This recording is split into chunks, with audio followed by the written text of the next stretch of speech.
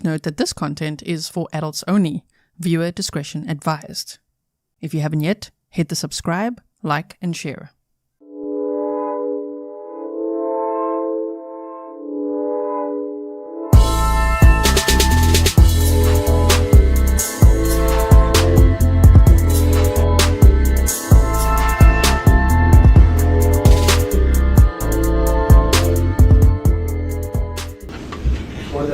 Break, we were talking about your text messages, and here on the line 12785,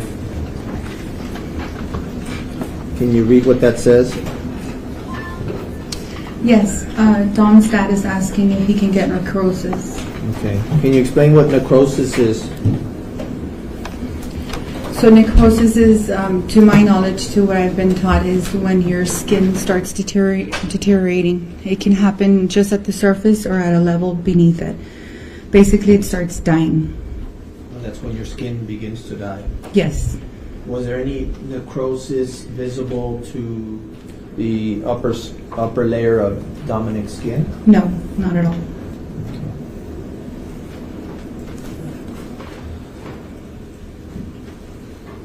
So this witness to your is knowledge, her sister. did your sister continue to seek medical attention for the injury? Yes, after the visit to the emergency room, she contacted the physician for my nephew, Dr. Antonio Rodrigues, to set up an appointment. But it was a little bit too far along, so she decided to set up the appointment anyways. But she took him to Vital Med.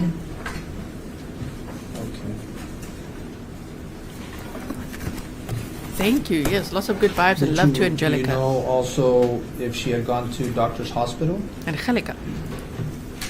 I took her to Doctor's Hospital. You took the baby. You took Grizelda and baby Dominic to Doctor's Hospital. Yes. The day of, after we finished checking him, we took him she got to my house approximately about 2:30. By 3:30, we were already en route to the hospital. Okay. And can I approach on? Yeah. I'm going to show you what's been marked as State Exhibit 84. That's perfect right there.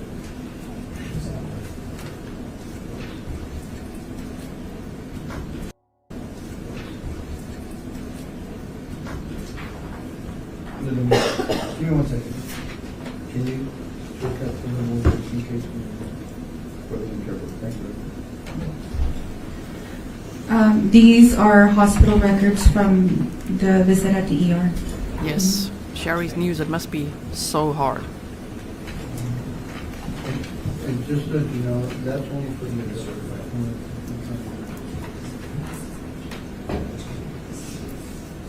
Thank you. Just in case it's Look at all those attorneys. The defendant is sitting there like this. That's Ronald Anthony Burgos-Aviles. This one. 84.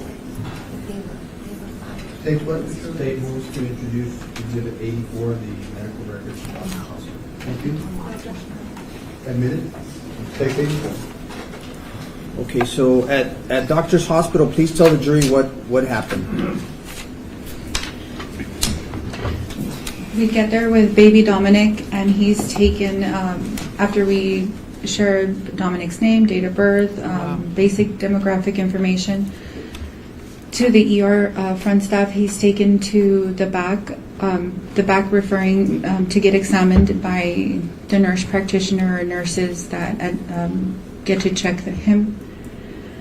My sister goes back there with them, and I can see her from afar talking to the nurses about Dominic as they are checking him. And what sort of treatment do they do for him? They did an x-ray, if I'm not mistaken. They also did a lab draw for lab work, basic vital signs, respirations, temperature, blood pressure. They checked his oxygen level. I believe I know when we left, she left with the prescription for an antibiotic. I believe another one for a steroid. I believe it was some type of prednisone. And ibuprofen for pain. Okay. I'm showing you from the medical records. Do you see here where Look, they it say talks about- insect. if you could read this line. Oh, wow. Insect. Instructions provided for allergic reaction, insect, local cellulitis, child. Follow-up and or special medication instructions.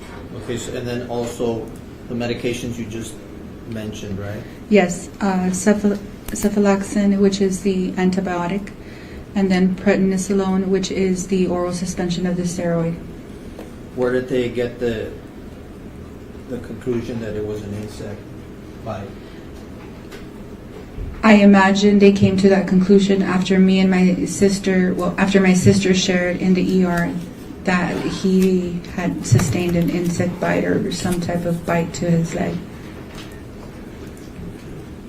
How much time had passed between the injury and this visit to the ER, do you know? We were there within the hour of my sister getting home.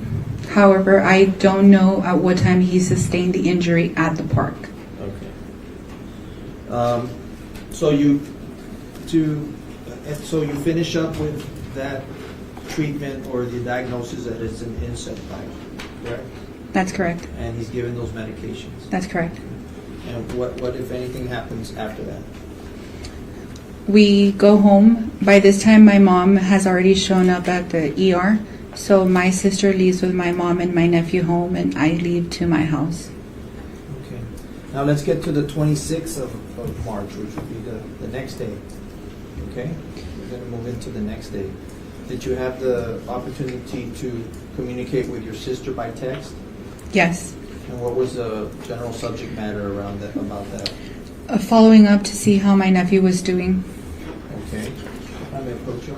You may. I'm going to show you what's been marked as 492. I'm going to ask you to look at that. You recognize that document? Yes, I do. And what is that document? These are text messages between me and my sister.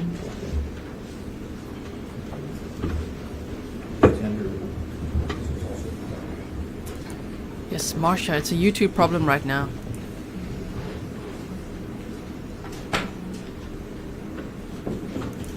We might know. Well, they didn't do blood tests. Offered 492, Your Honor. Any objection? States 492. True, we might never know.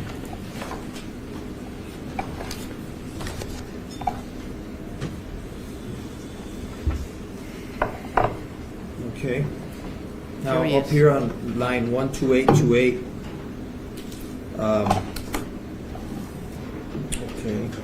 Okay. Do you recall what those web searches were for? Yes, I was sending her. I was sharing a link with her. The first one, if we were able to click on it right now, it should be a charting schedule for dosing for, if I believe it was Tylenol, and the bottom one is for Benadryl. Okay. And those are websites you sent her. Yes, that's correct. Okay. Then on line 12841. I mean, maybe. That is me texting her to see how it says, "How's Dominic?" The following line says, "How did he pass the night?" And I'm telling her, jumping in the shower, don't forget his medicine right now. I was reminding her of the dosing schedule. Okay. The following message says, it's from her. It's from her to me. It says, "I see him the same. Foot still swollen. His thigh is still swollen and hard. He didn't cry all night and slept, but I woke up to check on him and give him his meds at their times, and he took them. No fever or vomiting, and his abdomen is still soft. His foot is still cold. Shame.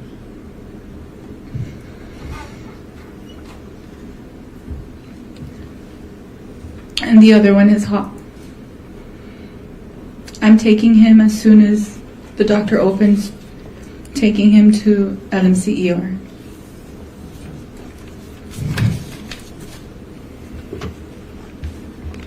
Do you continue texting that day? Yes. Thank you, Shawnee.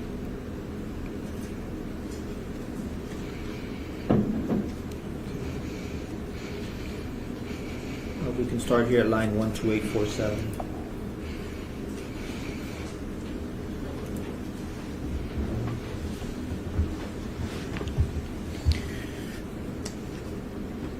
This is me texting her. Okay, yes, keep me posted. Keep up with the medicine schedule. She replies, yes, I am. I have the alarms for when I need to give them to him. I message you when I'm at the doctor's, and I respond, okay. Show him our pics, and that we suspect it to be a brown recluse or a black widow. Yes, I will send. Yes, I will. Send me the other ones you took besides the ones you sent. I have Mommy's phone and yours. My camera is broken, so they're too blurry. I only have those two, was my response to her. Okay, so here, your instructions to her were that for her to show the doctor The photos. Okay, you can continue here on 12859.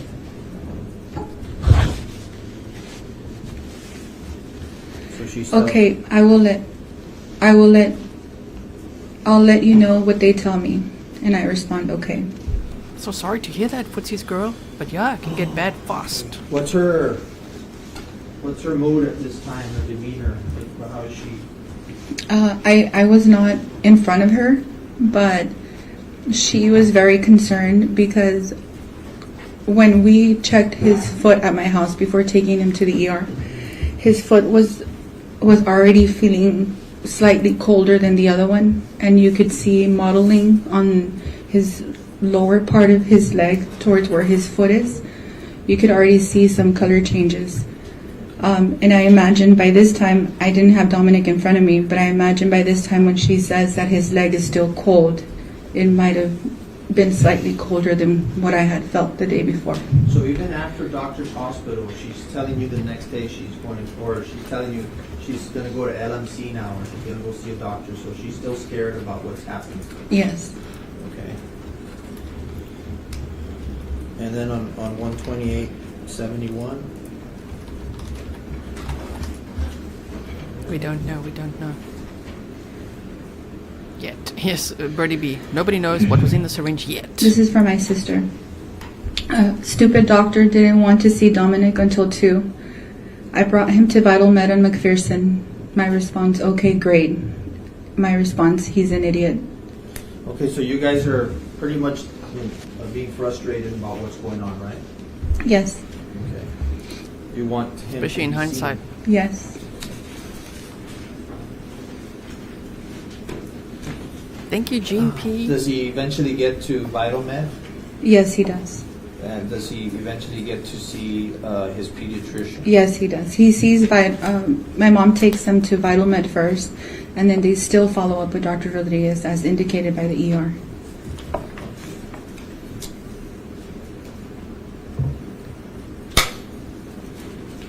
So the poisoning was March 25th. The murder happened April By 9th. now,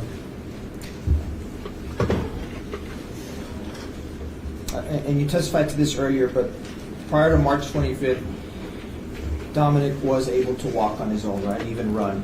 Yes, that's correct. Okay. Did he ever improve to the point where he could actually walk or run? He never, ever walk again. Oh, shame. Did you ever have to lend her anything as to assist him in walking? Yes, I'm not too sure if she messaged me or phone called me asking if she could borrow my stroller that I use for my son, Tristan. She had a stroller too, but once they finished using their stroller, she would always donate to the daycare, whatever, tools that she had for the kiddos so other kids from the daycare could use them. And none of us were using strollers anymore. The only reason I had mine is I had stored it in the storage. She told me she wanted to borrow the stroller to see if that would motivate Dominic to try to start walking again with the support of him being sitting and standing and not forcing him just to get up and walk. Okay. Can I approach you? You may. I'm going to go ahead and show you what I marked as case exhibits 497 and 499 and ask you to examine those and tell me if you're familiar with them.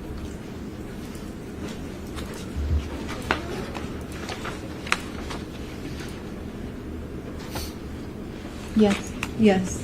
Okay, that's on 497 and then 499. Gina, sounds like some kind of nerve block or something. Interesting. Yes. Thank you, Jennifer. Shame. This must be so bad to relive all of this.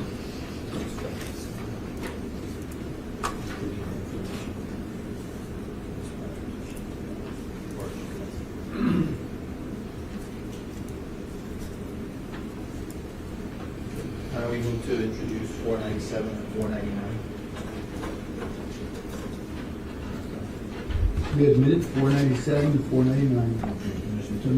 Without objection. Look at his face. This guy.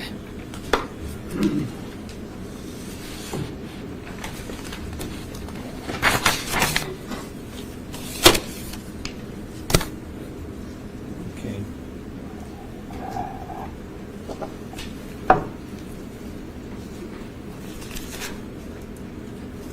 That's true, Sharon. They wouldn't Okay. have suspected a needle Can you read mark. here on line 131, 51?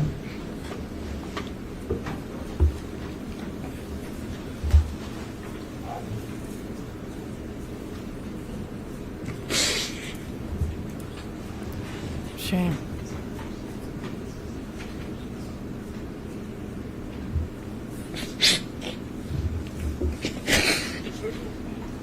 Take it.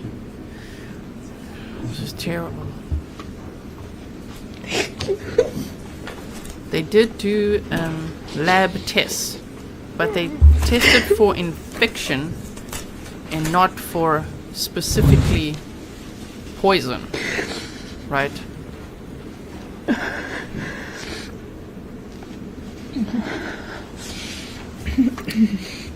There he is. Shame. Hey, do you think I can borrow Tristan's walker later on for Dominic? My response, yes, of course. Thanks. Let me know when I can go for it. That stroller was just chucked to the Then side. on the 31st of March, line 13280, you send this website. Yes. What was that website about? It was on brown recluse and the type of damage that's caused.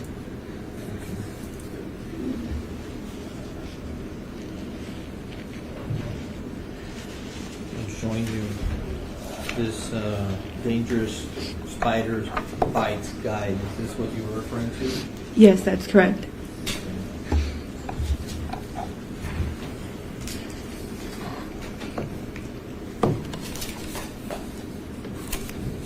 What exhibit number was that, Mr. Fernandez?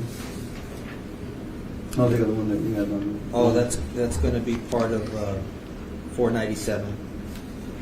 Not in yet? Yes, sir. 497. So 497. Yeah, 497. Oh, I see, I see. Our There's Max the says, copy. that's his I can't believe I got caught look. Okay. That's it, that's the look. Now the other messages on 497. Yes, Janet, love and strength to Angelica and family.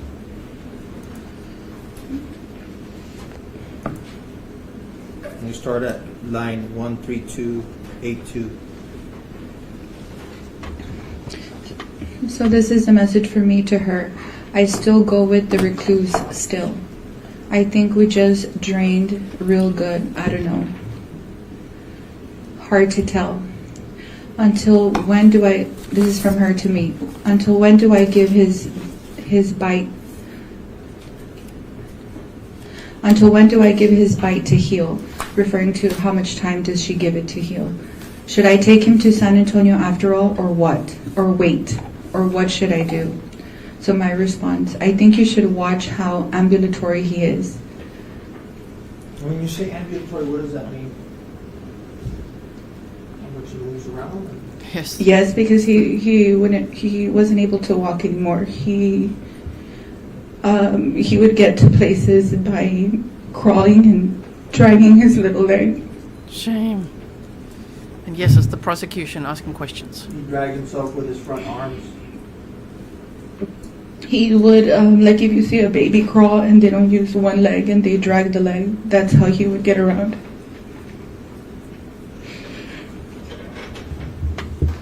This is on the 31st, right, of March, And the crime happened on April 9th. correct? That's correct. Already 6 days after the injury, correct? That's correct. And he's still not able to walk. No. Okay. So if you can continue on 13288.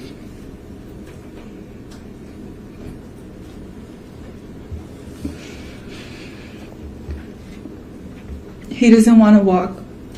He just crawls. And if he tries, he cries. I don't know if it's the swelling of his muscle is why he can't stand.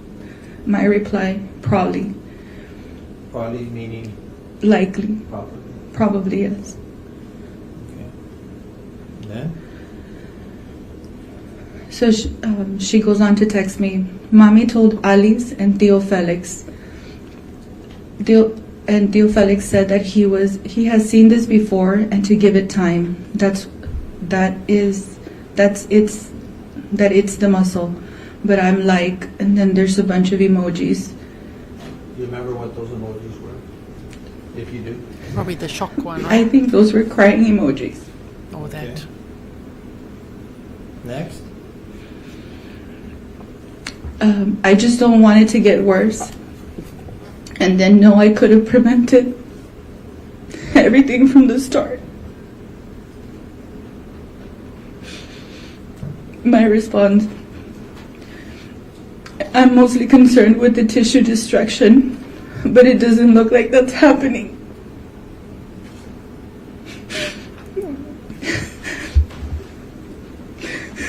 So I think he'll get better soon. Shame. That was 10 days before the At murders. this point, in your mindset, the idea of a needle puncture, that never enters your mind. Is that true? Not at this point anymore, because she had confirmed that she hadn't taken him for any injections. So You had I'm no longer thinking that. So you had no reason to believe anybody would Not at all. inject that baby, right? Not at all. Okay.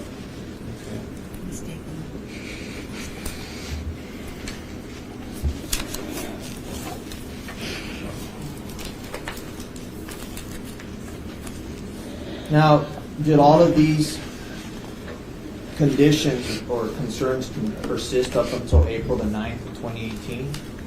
In other words, was Dominic's condition the same up until April the 9th? Yes, I feel like he only got worse. Only got worse, okay. At this stage, what's the mindset that you have and Yes. your sister has regarding this situation? At this point, I personally, and my conversations with my mom and my sister, are that something is going on and none of us know what it is. And speaking of that, even you mentioned also about her doctor, but that he could only see him at 2 p.m. Did his pediatrician get to see him also? Yes, she took him with his pediatrician, and if I'm not mistaken, he saw him once or twice. Okay. And was it sort of what happened with the ER? Yes, That it was treated as a insect bite? that's correct. So there was no, and that was based on the history being provided by Mama, the Grizelda, saying, I think he got bit by an insect. That's correct. Okay. So, okay. So in other words,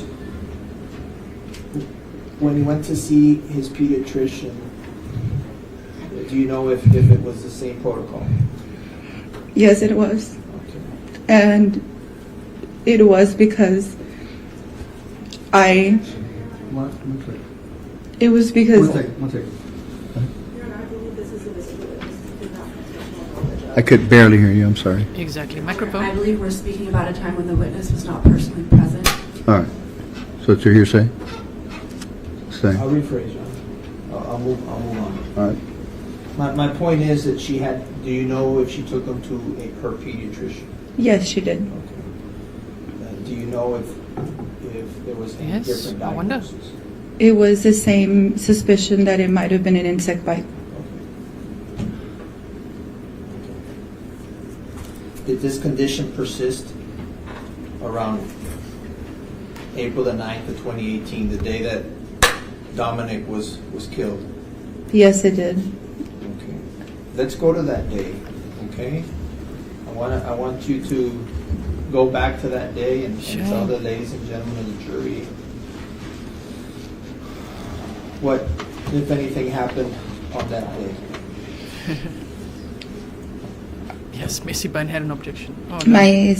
The day before. Could you try and go on a question and answer basis as opposed to what the entire day looked like for her? Okay, let's start at the beginning of April the 9th. And let me ask you this.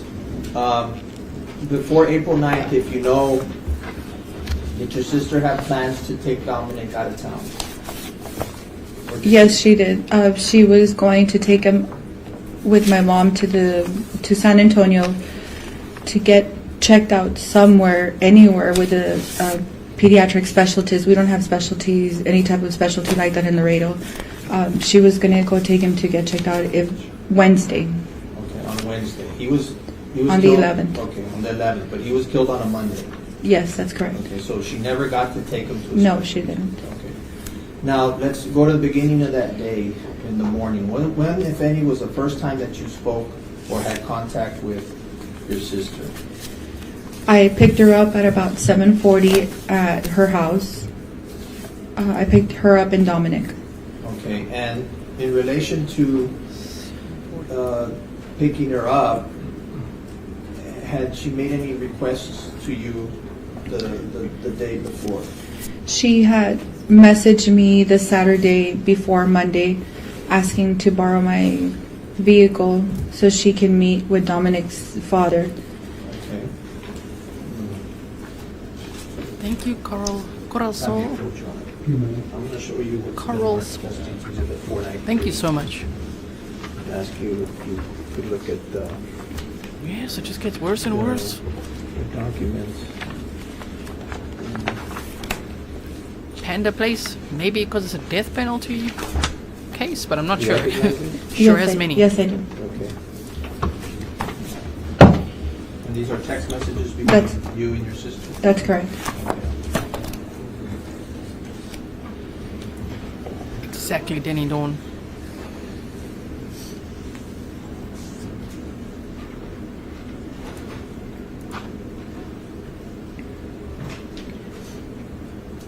I don't need to introduce State's Exhibit 493. States 493, any objection? They will be admitted Okay. without objection. If I may publish, Your Honor. Go ahead. Now, I'm showing you a document that's with line 13815, State's Exhibit 493. You were just testifying that she would have asked you prior to Monday about borrowing your car. That's correct. Okay, so can you please read that? Text message from my sister to myself. Hey, I was going to ask if I can borrow your car so I can take Dominic tomorrow with his dad. Couldn't ask on the phone because Jaden is right here. Let me know. Oh, it'll be early, he said. Works at 11, I think. Shame. Yeah, for the truth. For the truth. I bought same treatment, but instead of leg, inject his. Thank you so much. Torito 21. Thank you so much. You say great job. Thank you very much. Blur Baby says someone said he gets special death penalty people. 89.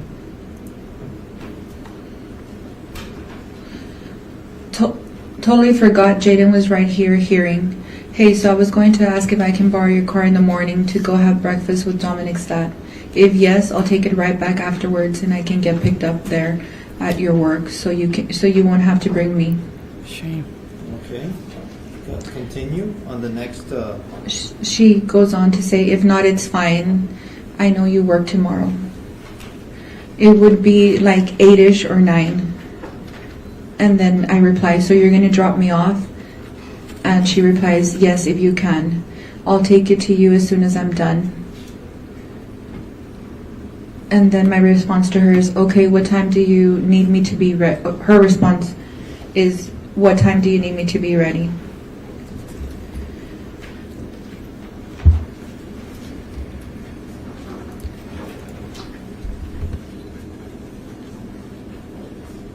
I think we missed some on the right there. I tell her at 7:30, and she responds, "Okay, I'll be ready by then." This was from March Okay, 24th. So does that in fact come to be? Claudia. Yes, How does that happen that morning of the night? I leave my house in the morning with my oldest son in the car. I drive over to my mother's house. I pick her up and Dominic. She puts her car seat in the back for Dominic. She straps him in, and we leave the house to drop off my oldest son at Finley. At the time was the school he was attending. And then we leave to my work so she can drop me off. What kind of vehicle would she normally drive? She would drive my car. But when she wasn't driving your car, Oh, she would drive my mother's truck. do you remember what kind of truck that is? It was a blue Expedition, Blue Explorer. Well, it's an Explorer, like an SUV. Yes, that's correct. Okay, but what's the reason about your car? She liked your car? Well, no, my mom was having issues with her truck. It would have issues starting up. So your car was more reliable. That's correct.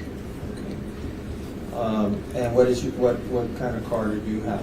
Not only that, my mom used her car also for work, and she didn't know at times what time she needed to step out to the bank or anything if she needed to leave. So my car, I go to work, I leave my car there, and I use the company car to do my visits for my patients. So my car would literally just be sitting there. Okay. So you all would help Not to take you Grizelda on. out with letting her the car, whether it be your mom or yourself. That's correct. Find me a picture. Yes, Julie Bean, he's been in the he's in the Webb County jail. 107, 108, 109, and 113. Lorraine says, what an amazing family this is. Yes.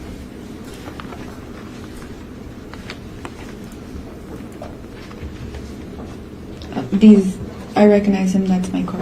I believe these have previously been I think they've been admitted. Yes. These previously have been admitted. Permission to publish. Of course. Okay, so this is the car that she would have been driving on the 9th? That's correct. Okay. Do you know where this location is? Yes, Where? it's at the Father McNaboe Park. By the Father baseball. McNaboe? Yes. McNaboe. Let's practice. Have you been there before? Yes, we grew up in that park. We've been going there since we were school age. How far did you all live from that park? A couple of blocks from my house, just down the street. And what part of town is this in? Please tell the jury. It's off of Mines Road. The first subdivision, it used to be called back in the day Delwood. It was the first subdivision. You head on Bristol all the way down and you hit the park. It's actually a big complex, correct? Yes, it's grown very much since we moved there when I was about 11. So it's grown to soccer field, baseball field, trail to bike and run in. All right. Thank you, Happy Hermit. You recognize this photo? Yes, What do we see in here? Dominic's car seat in the back of my car. Did you already have that in there, or was it placed by? No, she placed it the morning that she used the vehicle. Okay. So how did you facilitate that morning, giving her your car? Like, how did you do it? You said you were going to go by early in the morning? I went to pick her up after leaving my home with my son. I picked her up. She put her car seat in the car. She got in the car. She strapped in Dominic. We left to drop off my son at his elementary school, and we left to my work. We get to my work. I get off. I asked her if she could bring me breakfast, so she went to Chick-fil-A, which was the nearest, closest restaurant, to get me breakfast. She comes back, brings me my food, and I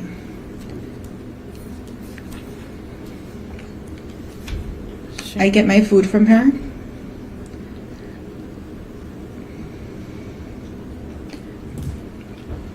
I look to the back seat, and my nephew's sitting in his car seat.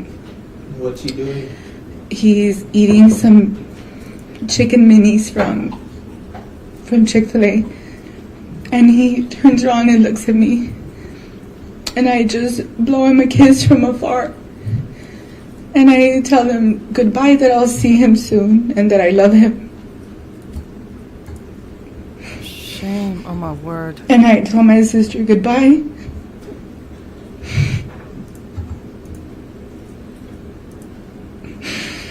And that's the last time I saw them both. That's heartbreaking.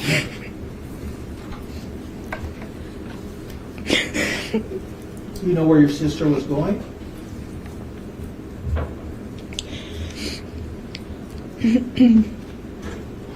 Where was she going, if you know?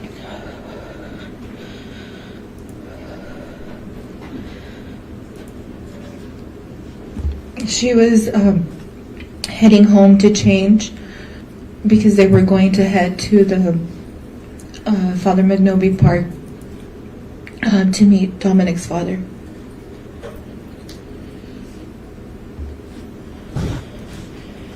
Tammy, Dominic was Do you know 18 how months many old. phones your sister had? Yeah, she had she had two phones. She had one working phone, and she had another phone that she would carry for Dominic, and he would see, you know, the little educational videos and songs that he would listen to on the phone from daycare. What was the name, the first name of the father of Dominic, as far as you knew? Anthony. Anthony. Did you know the last name? Anthony Burgos. Are those the only two names you knew? At the time, that's the only names I knew. Okay. Now let's This go a little bit further after that morning. If the last time you saw her was after more or less 8:30 in the morning when she dropped you off your food, did you ever try to make contact with her later that morning? I did, but she no longer answered her phone. When did you attempt making contact with her, or why? It had already been a little too long. She was going to come pick me up before lunch, Shame. and it was not usual for her to not call or text or send a photo of Dominic if they were out somewhere. Okay. What if anything happened close to the lunch hour?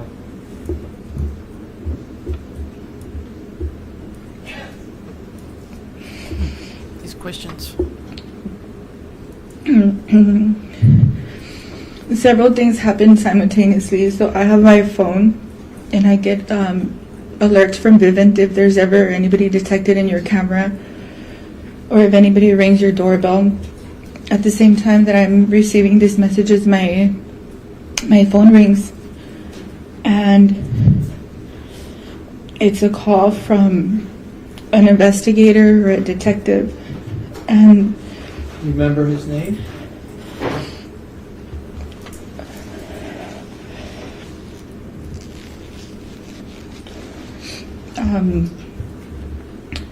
Rodrigues or Ramirez.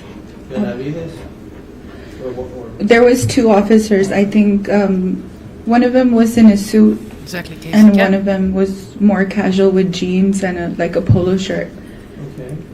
And he was wearing a homicide lanyard. Would that be Gilbert Benavides? That's correct.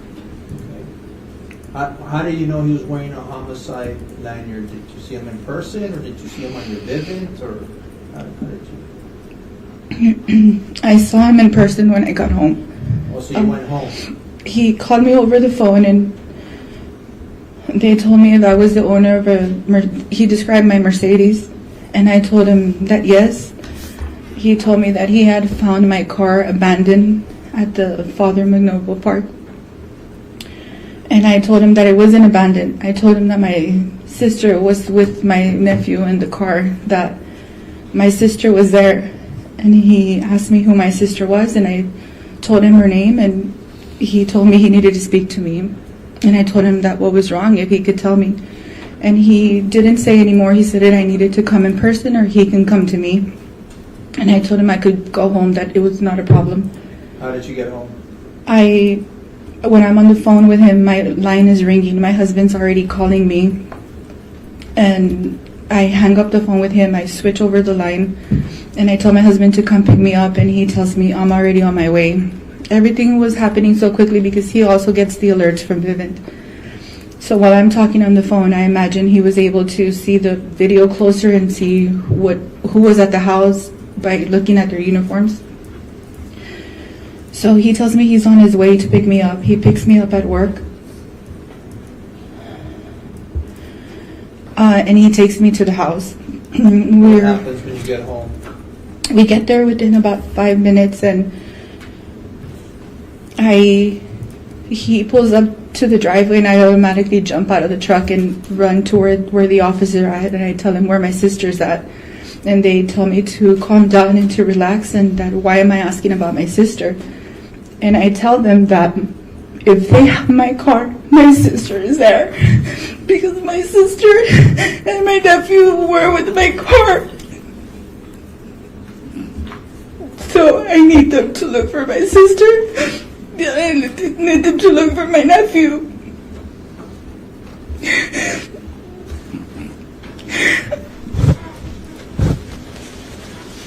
Oh, this is so hectic.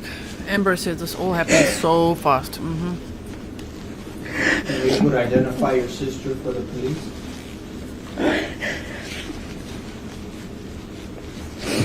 I'm sorry?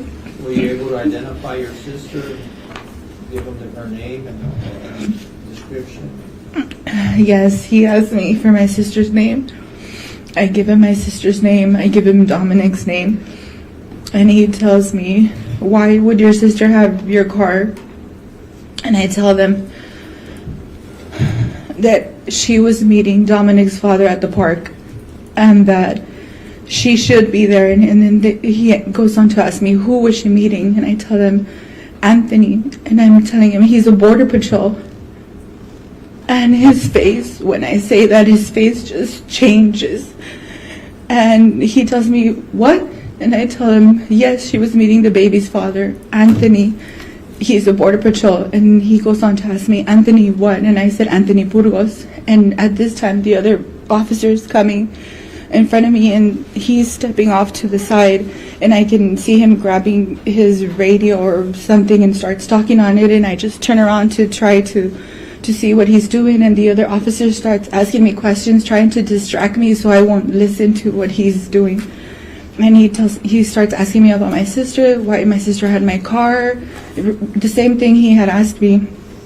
So I already start panicking and getting very angsty.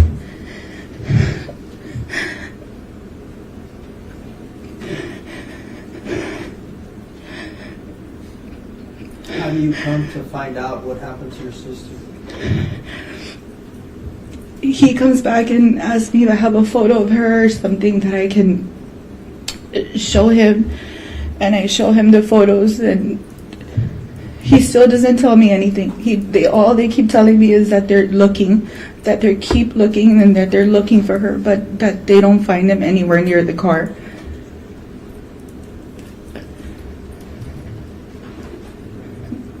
By this time, more family's gone to my house. My mom's already there. My dad's there. My godparents are there. My husband is there, but they're not telling anybody anything. I steal my husband's keys and I go in his truck to the park to go and try to find my sister.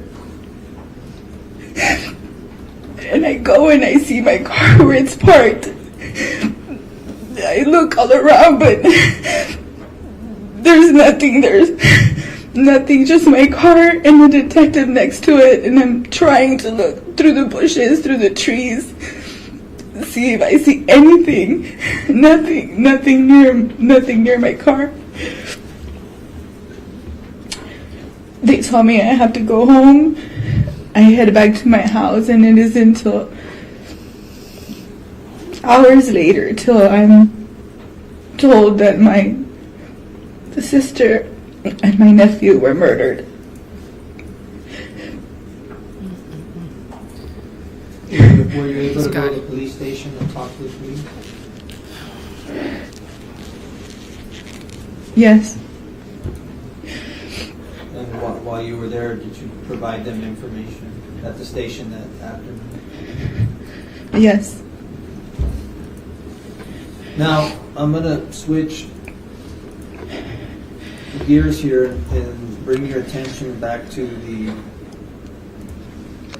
the leg injury now. Now that Dominic has been killed, what, if any, concerns did you have about that leg injury? Oh, And what, if They anything- were no more concerns. I knew it was him, that he tried to kill him the first time he saw him. What, if anything, did you do? the first time he ever saw his What son type of action trying to did kill you him. take, if any?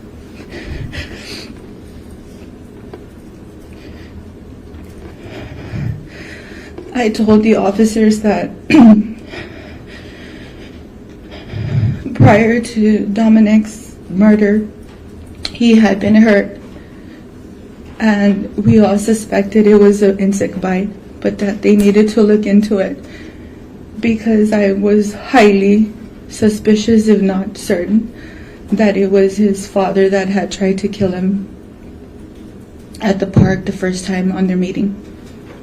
Did you do anything else? Did you call anyone? I called the coroner myself because I was afraid that it was going to fall through the cracks and nobody was ever going to tell her to look into Dominic's leg, and it was going to go unseen, as if maybe he sustained that injury the day that he was murdered. And I was right. When I phone called her, she had no idea. Nobody had told her yet. Okay. And when you say her, who is her? Who is she? Dr. Stern, the coroner. Is Dr. Corinne Stern? That's correct. She's a Webb County medical examiner? That's correct. And you asked her to do what? If she could please examine his left leg because he had sustained an injury prior to his murder, and that I was highly suspicious and certain that it might have been an attempt on his life. Do you remember taking her some photos so that she could see those images? Yes.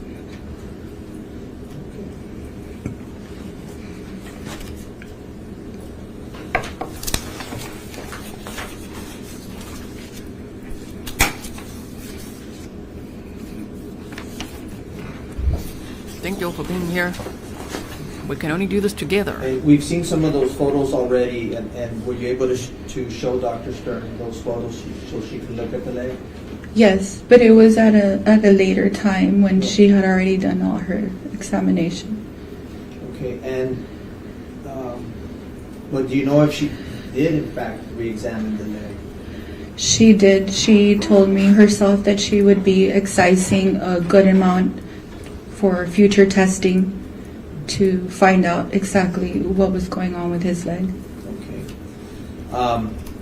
Now, keeping in mind this is in reference to the injury that he would have received 15 days before, correct? That's correct. So this is already more than 2 weeks prior. You're asking her to look at the injury to his leg, correct? That's correct. At this point in time, was there still nothing on the surface visible as far as necrosis? Nothing but a pinpoint and about 2.5 cms of bruising all around. What appeared to be bruising. Okay. I'm gonna, if I may push you, almost done. May. I'm gonna show you what's marked as Exhibit 498 and ask you if you recognize this document. Let me take it out. No,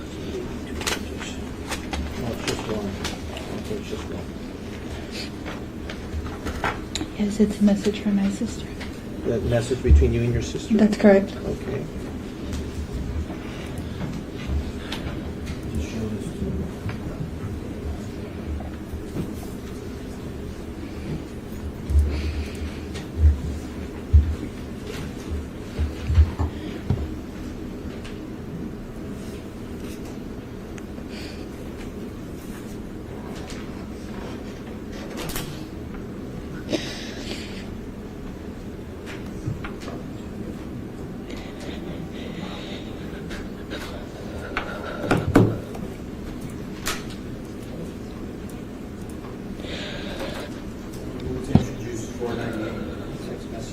Any objection?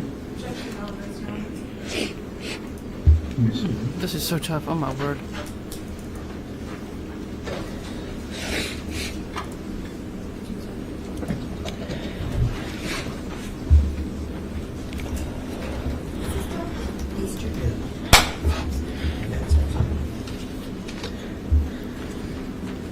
The judge is Joe Lopez, and the prosecution is District Attorney Isidro Alanis. Defense Eduardo Pena, but there's a lot of defense attorneys, as you can see. Really goes to the essence of the topic we're discussing. And this is the same DA from a different case, also Border Patrol and agent it's from 2018. approach? Okay, so it's the same district attorney from the David Ortiz case, which was another Border Patrol agent. Sorry if you can hear the background music there. It's very soft, very soft. Just a little bit of background for us.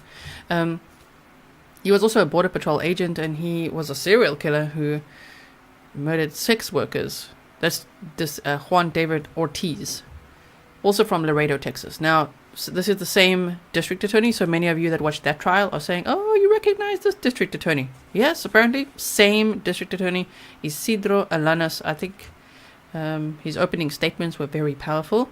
I get that some of you are saying, whoa, just give her a break. Give her some water.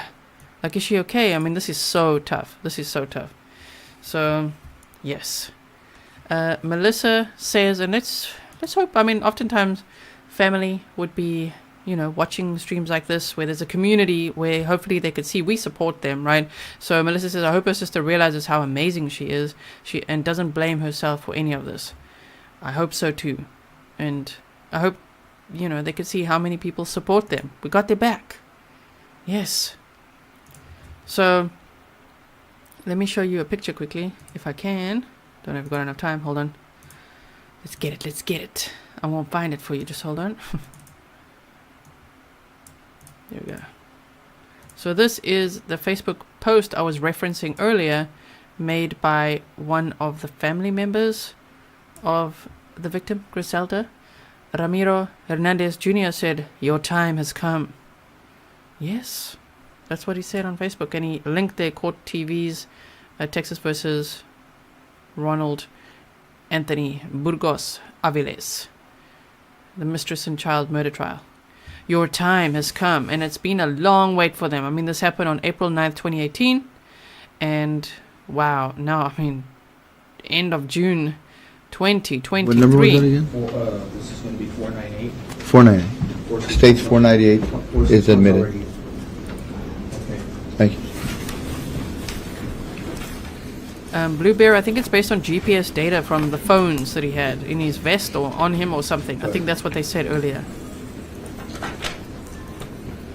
Yes, Rogue Daisy. Remember receiving this text? Okay. Yes. Read it for us.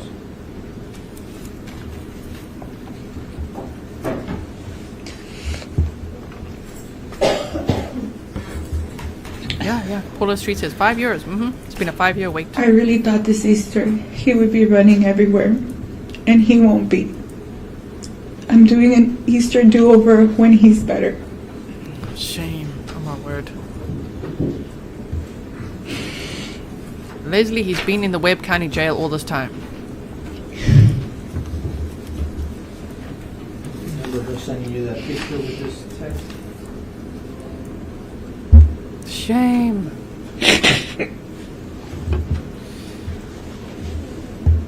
461?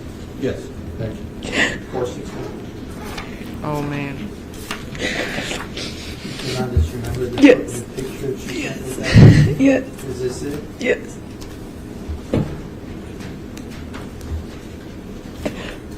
Easter, was that gonna be that week? April? First week in April? Yes. He's not even looking at the screen.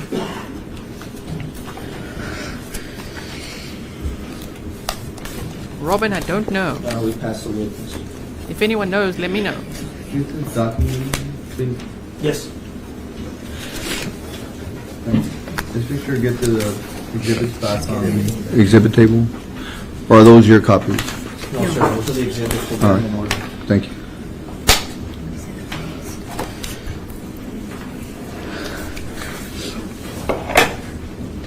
You may proceed.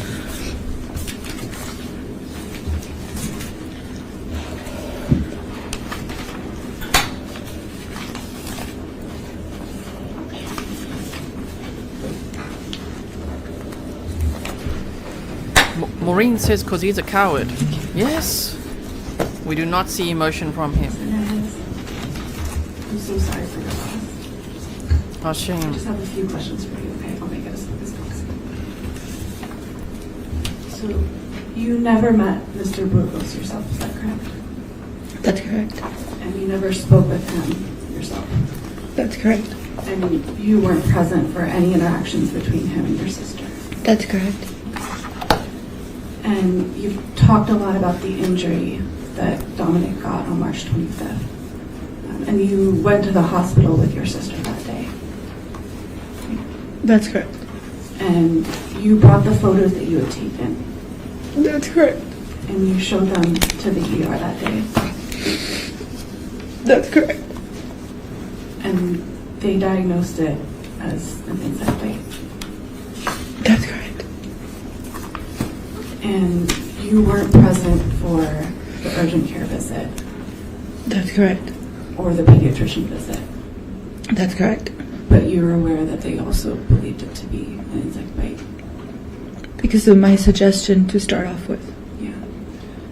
And on the day of the murders, you went down to the station and you talked to Detective Ramirez there. That's correct. And you discussed the spider bite with him. What was suspected to be a spider bite. That's correct. Yeah, and you told him, I believe, that the doctors suspected a brown recluse.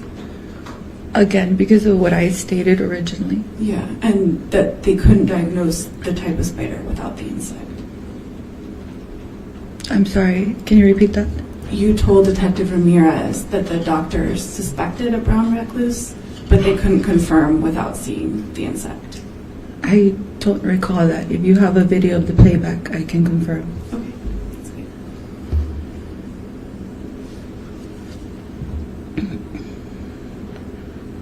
Your Honor, I have no further questions. Thank you. Further questions? Thank you. Mr. My word. You may step down now. Thank you. Be careful. Shame. I hope she gets some water now and I hope she'll be okay. Do you suspect that you're going to call her back for any reason? No, Your Honor. And there's been a request to release her from the rule, and the court is inclined to do so. All right. You are released from the rule, ma'am. You may remain in the courtroom or go back to business. Thank you. Okay, so However, done. The instruction with regard to talking to anybody else about your testimony that is already a witness, that's going to witness, remains because of the rule against them as opposed to you, okay? Thank you. Your next witness. Dr. Antonio Rodriguez. Dr. Antonio Rodriguez, please. Dr. Antonio Rodriguez. Yeah, I'm sure we'll come to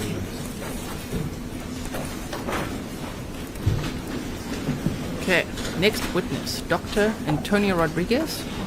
Angelica has been released. Good afternoon, Dr. Rodriguez.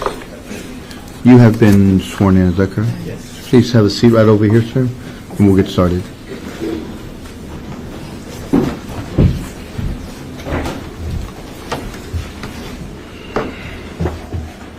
Good afternoon, Doctor. Good afternoon.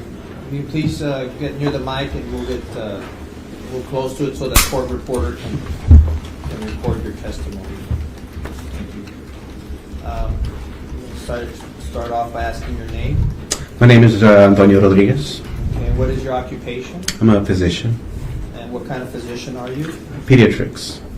How long have you been practicing medicine? 26 years in Laredo. And what does your practice mostly consist of? I see patients from newborn until age 18, sometimes longer. Okay. I'm going to show you, if I may approach. Your Honor. Ben. The witness. I'm going to show you what's been previously marked as State Exhibit 85. Ask you if you recognize these documents. Yes. Can you look at their entirety? I think so. Make sure they're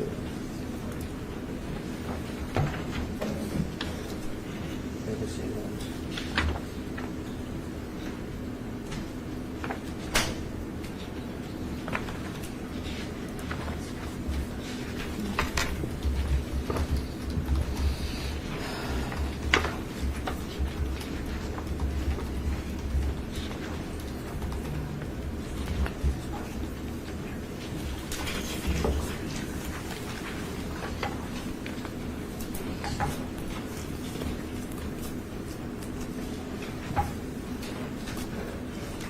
Yes, I believe they are. Okay.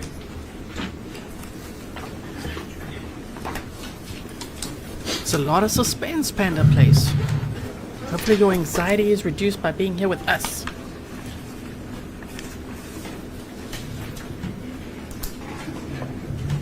Now we move to introduce State Exhibit 85. Any objection? I think you said no objection, Mr. Mayor. No objection, Your Honor. State 85, isn't it? Okay. Can you tell the ladies and gentlemen what State's Exhibit 85 is? These are my medical records, most of them from my office. Okay, and this is regarding who? This is Dominic Hernandez. Okay. And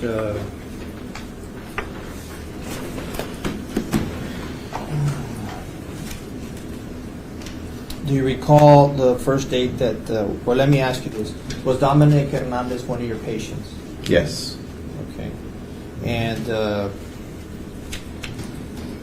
do you remember examining Dominic on or about March the 26th, 2018? I do. Okay. Can you tell the ladies and gentlemen of the jury what the reason for your examination of Dominic was? Dominic came in complaining of pain to his left thigh, I believe, and that was after a visit to the emergency room the day before, I believe. Okay. And what, if anything, as far as your protocol, is your procedure in ascertaining what the problem is? Initially, it was first the patient's history given to me by the mother, and also the history that she gave of being seen the day before in the emergency room.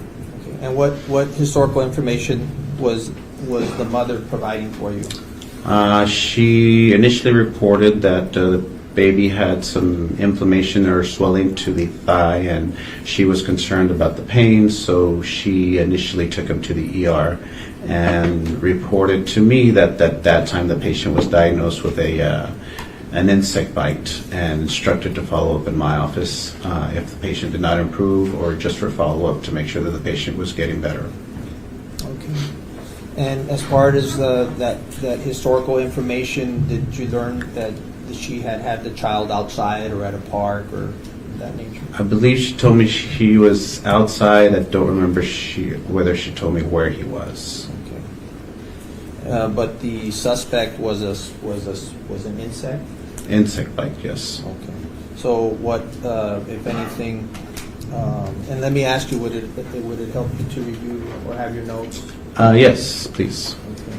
Because I know it's been quite a while since we did that. Does he look remorseful to you? I'll be asking you questions from there. Do you Hello, remember the Lieutenant Pete. demeanor of the baby when you first saw him?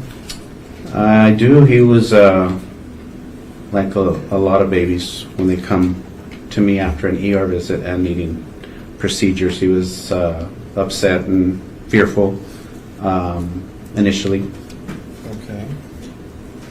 Did you get to assess the situation? I did. I did an exam which included his leg, but also his general physical exam, which included eyes, ears, nose, throat. Okay. What is it that you ultimately conclude from your examination? I believe my working diagnosis at that time was that Dominic had an treated insect bite after being given an injection of antibiotics one day prior in the ER. Okay. And again, I think you said that you had based your diagnosis based on the ER visit and based on what mom was telling you? Correct. And plus the visual of Correct. the The baby's exam, yes. Okay. He's a little defensive, no? Debbie says no remorse or Did emotions you at have all any from the follow-ups defendant. with you? I think I saw him 3 days later. Did you ever have the benefit of Mama, in this case, remember the mother, Grizelda Hernandez? I do. Did you ever have the benefit of having her show you some pictures of the injury at the time of the injury? I don't recall her showing me any photos, no. Okay, so, all right. So you didn't have that benefit of looking at photos? No. Okay. By the time that you did see the baby, or even at the second visit, what are you seeing on the leg? The first visit, there was still some redness there, and there was definitely some swelling that I palpated on the exam. During the second visit, the redness had pretty much dissipated or markedly decreased, and then the patient's leg swelling had decreased, but mildly. It was still there. Do you remember putting down edema to left thigh? What does that mean? Edema means swelling of the thigh. Okay, and then you put limp with gait. What does that mean? That means as I tried to get him to walk, he would walk, but he would definitely favor that side of his leg, that side of his body. Okay, what's palpation or tender to palpation? That means pain to feeling the area that was hurting him. Now, can you show us what do you do to check that with your hand? Sure. Generally, if the baby's cooperative, you just kind of just palpate gently around, and then use your fingers to kind of feel around the wound or the swelling area, and then go further in to see how deep or how significant the swelling is. Was he reacting to that? Yes. Okay. What about cellulitis to the lower limb? You mean as far as a diagnosis? Yes. What does that mean? That means an infection to the deeper tissues, not just in the upper level of the skin.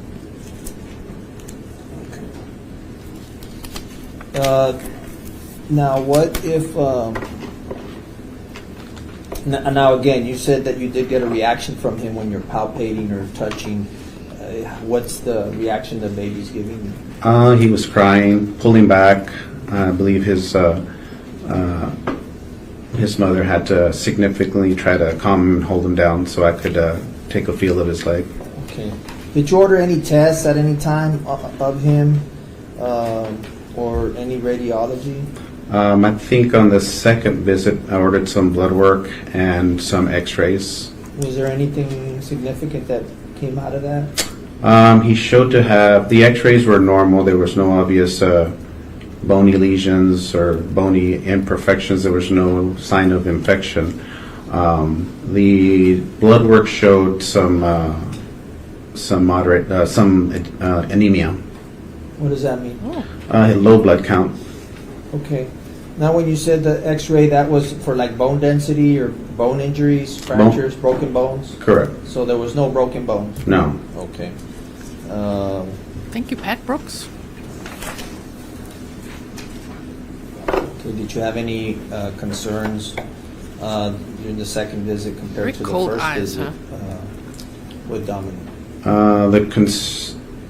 By visual exam, I was relieved that the redness was gone, but his pain seemed to be disproportionate to how much it had improved. In other words, his pain was not improving at that time.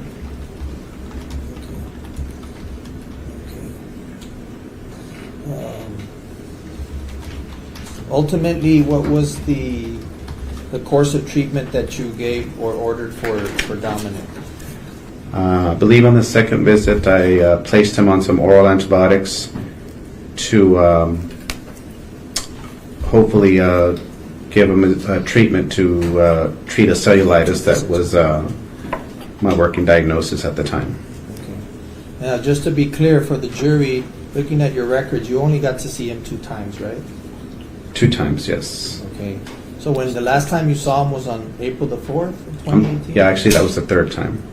Okay. April the 4th. Are we talking just about this series of visits? Yes. Because I'm sorry. Just this series of visits regarding the leg injury. yes, correct. It's 2 times. 3 times. 3 times. Okay. 26th, 29th, and I believe the 4th. Okay. And 3 that is times. reflected in your records? Can you check? Yes. It's like, yes, 2 times. Actually 3. 26th, 29th, and the 4th. Yes. Okay. So the one of the things that you I missed testified that. to is Thank you. what concerned you was that his level of pain was not appropriate, or it was not diminishing. Yes, by that time I would have expected for him to have improvement with both the physical exam and also his level of pain that he was having. Yeah, he's sitting there and he knows what it is, the defendant. One What day. was so what was your final? You ordered blood tests. You found him to be a little bit of anemia. You said. Yes. What did you end up prescribing for the baby? At that time I gave him some iron supplementation, and usually after placing a baby on iron, I usually see him 3 to 4 weeks later to repeat some lab work to make sure that the anemia is responding. Okay. After April the 4th, did you ever get to see him again? No. Okay. I'm going to show you what's been already admitted, and you did testify that you never He got to is see innocent until photos proven from, guilty. Jeep slut. taken the day of the injury, correct? No. Okay. I'm going to show you what State Exhibit 463. Okay. Okay, we saw these pictures You earlier, notice showing them the again. color, the dark black brown color of the blood? Yes.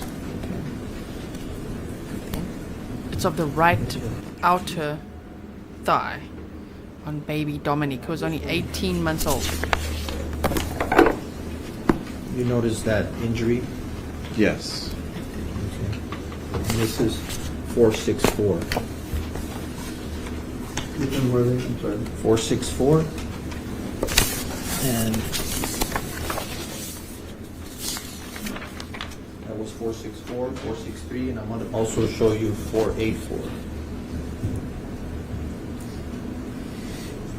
Okay. You ever seen these photos before? No. Can you describe for me, in your opinion, what type of injuries this is? It looks like a pinpoint lesion, and I believe that's the thigh. I can't tell because of the closeness, but How about that? Hold on, let me back up.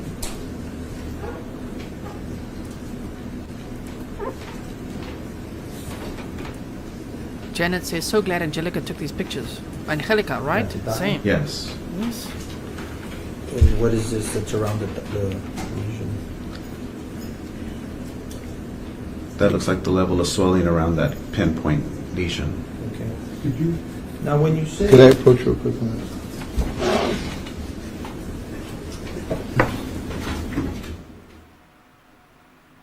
I'm just checking again exactly where, what. Was his right leg? That's what I visualize. I'm a visual learner.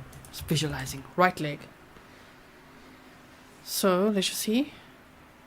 Yeah, mark on right outer thigh. Blood dark by spot. So that's what I wrote down there. Yes, yes. Wait. I also saw that from the interview room, right? Taken on the day of the You and me injury, both, which was Maxi the Doodle. 25th. You have not seen this one, I see. correct? No.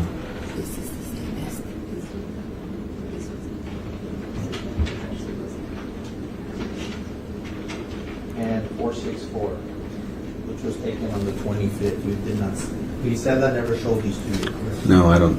I ever saw them in the office. No.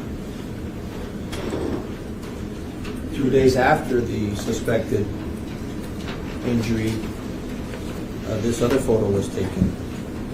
My question to you is, on State Secret 44, did you ever show them this photo? Like you said. No. Now, can you please explain Same. when you say a pinpoint lesion, what is that? It's basically a description of the wound. Basically, the way that it looks. You got a sharp or very skinny Sharpie, and look like basically a pinpoint the way it looks. Would it be fair to say that a pinpoint is consistent with a puncture? Yes, more than likely. That's what I think about when I see a baby like that, is some sort of puncture wound, be it an insect bite or lesion from some other source. A needle? Yes, a foreign substance. It could be a pin? Like Pen, safety pin. a safety pin? Yeah. Things that break the skin Sure, break the top level of the skin and goes into the tissue. and out. Yes. Okay.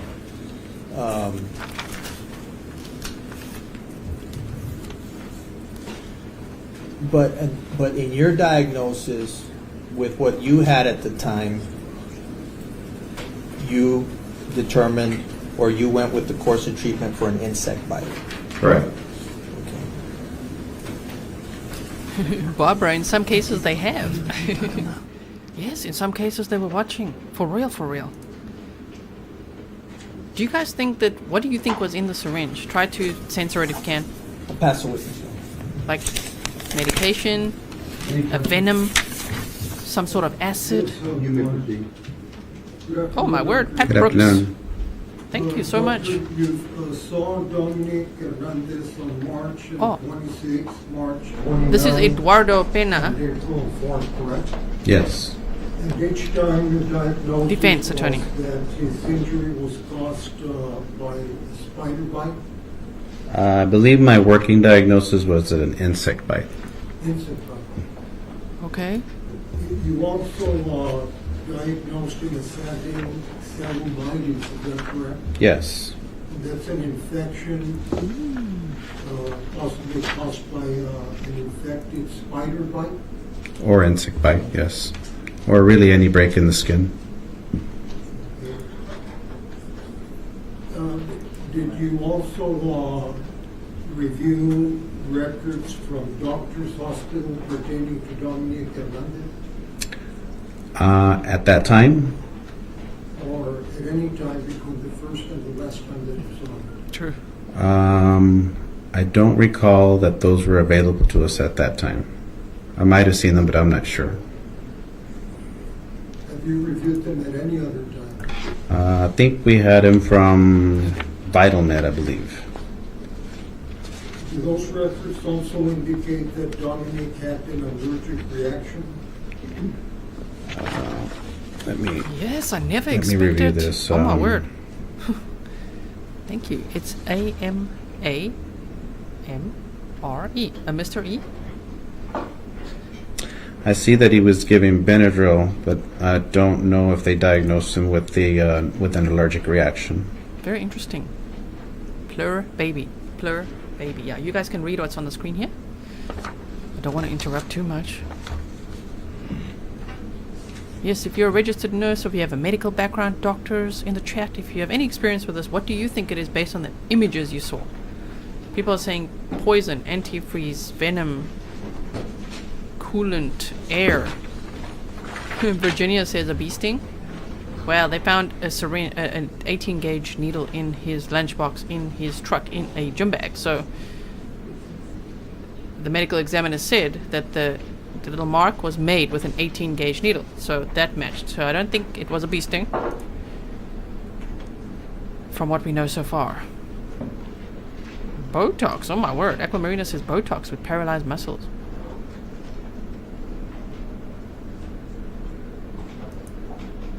Interesting. Tracy says anti-venom is extremely hard to come by. Most hospitals don't even have it.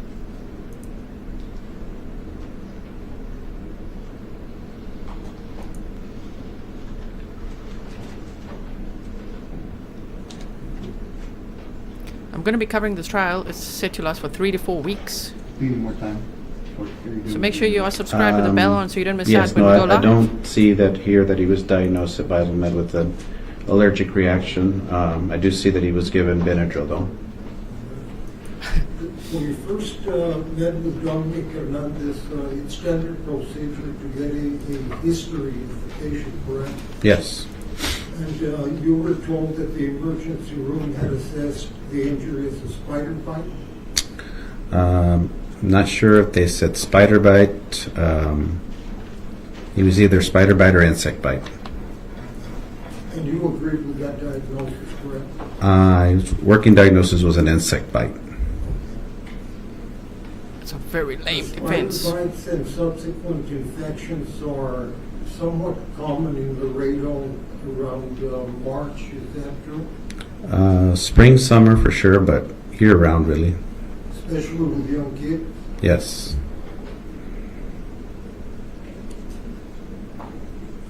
And every time that you saw him on 3 occasions, on March 26th, March 29th, and April 4th, 2018.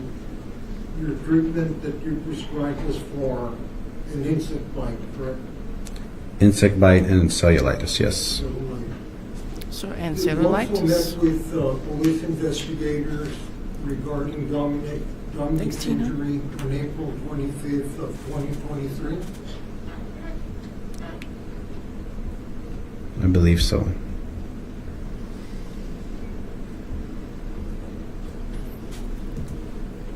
Or would that have been earlier, in 2018, did you meet with police? I don't recall a specific date.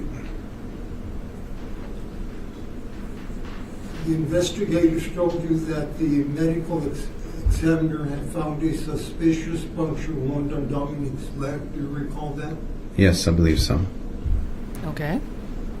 But you assessed the injury as an infected insect bite, correct? Yes.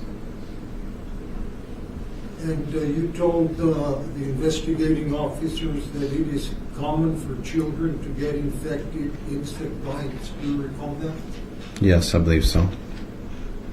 Your diagnosis, your assessment has not changed from the first time that you examined Dominic to the present time? As far as at that time after the third visit?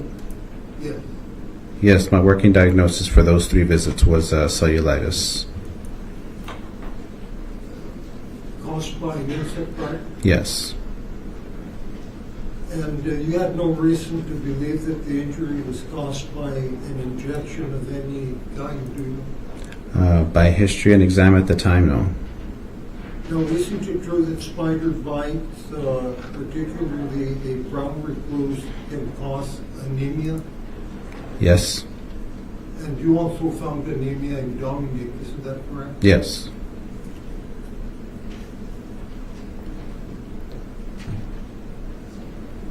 That's all I have, Doctor. Thank you. I think they're building their case for premeditation because we Any other know questions?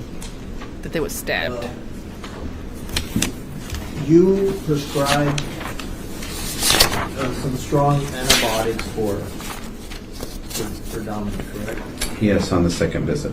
Would those have theoretically would they have stopped the necrosis from forming? That's For true. diagnosis of cellulitis? Yes. Yes. Once you start appropriate treatment, the tissue actually should heal fairly quickly. You testified earlier that one of the surprises you had was, or one of your concerns was that his level of pain continued, or did not diminish. Instead, it was persistent. Correct. Correct. Would you agree that and although you were operating under the premise based on the history given to you by the mother that it was a suspected spider bite and that you also, the ER had also talked about an insect bite, that you were comfortable in pursuing that protocol? Yes. That's a joy. Did you have any reason at all to suspect a pinpoint puncture wound at that time? No. However, and you were accurate in saying you answered right now to Mr. Pena's questions that based on what you had in front of you at that time, what was the word you used? You were operating or dealing with an insect bite, what you say? How do you describe it? Working diagnosis? Yes. Correct. The working diagnosis is what's in front of you, correct? Right. Which can evolve with time depending on whether the patient gets better or not. Okay. Thanks, Sharon. Would you agree that based on this spider bites guide that Mr. Tony, could you tell us what exhibit numbers on the document imager? yes, I'm going to say this is And I know I didn't ask you this before, but how many pages is on that exhibit? that 'Cause- was 3, yes sir. You had asked me before. It's 3 on this exhibit. 3 on that one, thank Yes, you. sir. 147 you said? 497. I'm sorry, 497, thank you. Okay, this has already previously been brought in, doctor, but this is a spider bite guide. Would you agree with me that in most spider bites there's going to be a manifestation of either infection, necrosis, or redness, swelling around the bite itself, Yes. and that was not present in or only maybe perhaps some of these symptoms were present in Dominic's case? Yeah, he had redness, he had swelling, and that was approximately about 24 hours after he had been treated with antibiotics in the emergency room, I believe. Did you see any necrosis around? Is it common that around a spider bite wound, Thank you, Amber or Gloria. bite, that you will begin to develop the necrosis or cellulitis on the upper dermis of the skin?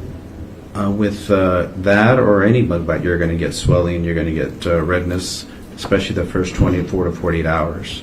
Although I'm not an expert on spider bites, but brown reclusives Wow. are famous for causing significant tissue necrosis within hours, not day or 2 or 3 days later. But, and that's good you say that, because none of that was present in Dominic's case. No, He had swelling he had redness And redness. and the pain. and pain. Okay. Those are the three things he had. And that was the working, what'd you say? Your Working diagnosis. That was your working diagnosis that you had. Right. What eventually happened to your patient? Did you come to find out what happened to your little patient? I did. And what is that? I learned that he was killed There's the emotion. on the news, I believe. And did you come to find out afterwards, in meeting with law enforcement, that there were needles found in Thanks, Rosie. the property belonging to the suspect? Yes, I believe I was told that. Not all of them, though, right, Rosie? Knowing what you learned after the fact, the information that law enforcement provided to you after the needles, does that change the working diagnosis that you were dealing with? It changed it and it broadened it, of course. It what? It broadens it. It makes me think of other things besides a cellulitis or an insect bite. What does it make you think about? It makes me think of trauma. That maybe something broke the skin? Yes. Something punctured that skin? Yes. Something other than a spider bite? Correct. No further questions? Yes. Just a few questions. if I may, The Your Honor. defense is like, Dr. Rodrigues, when you say that learning that a hypodermic needle was found in the belongings of Mr. Burgos, that made you think of other possibilities? That's not a conclusion that you reach, is it? It's just something else that you consider? Correct. No further questions. Thank you. Thank you, Doctor. Thank you. may step down, and I believe that we are releasing you from any further testimony. You may go about your business, sir. Thank you so much. Thank you. okay.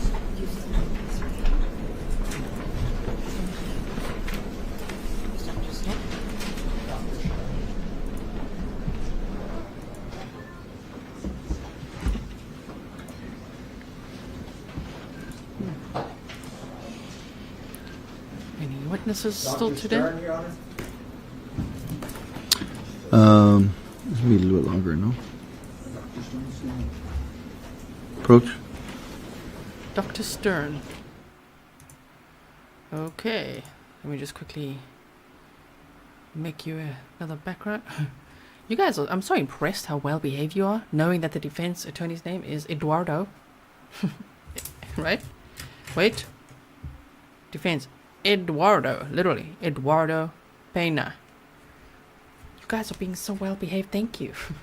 So let me just quickly. The next witness will be Dr. Stern. Alright, so let's get that going over here. Dr. Stern. So you only hear the background music, just it's at minus 50 decibels, okay? Only when the court Let's is go off. in and take a real quick break, bathroom break, and then come right back and get started again. Thank you. I wonder if a real quick break means how long does that mean? Is it like 45 minutes or what are we talking about? My voice is going. Okay, yeah. Barbara's like, we know the name by now. Yeah. Right, and just me, not that Eduardo. Yeah. Okay, so they're taking a quick bathroom break is what they said. I'm just gonna flap my page here quickly. Sorry about that. Oh man, how heartbreaking was it to hear Grizelda's sister back on the stand. That was so sad. I just need some water as well, actually. Hold on.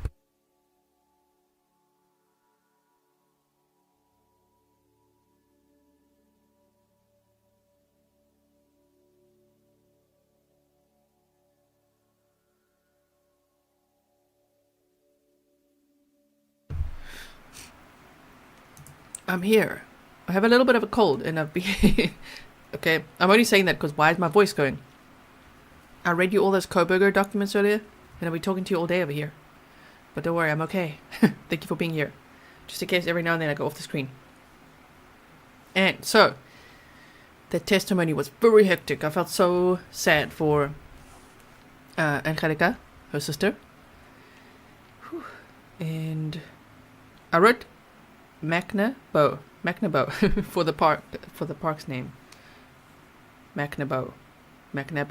Okay. So, what did we learn? Well, we still don't know what was in that syringe.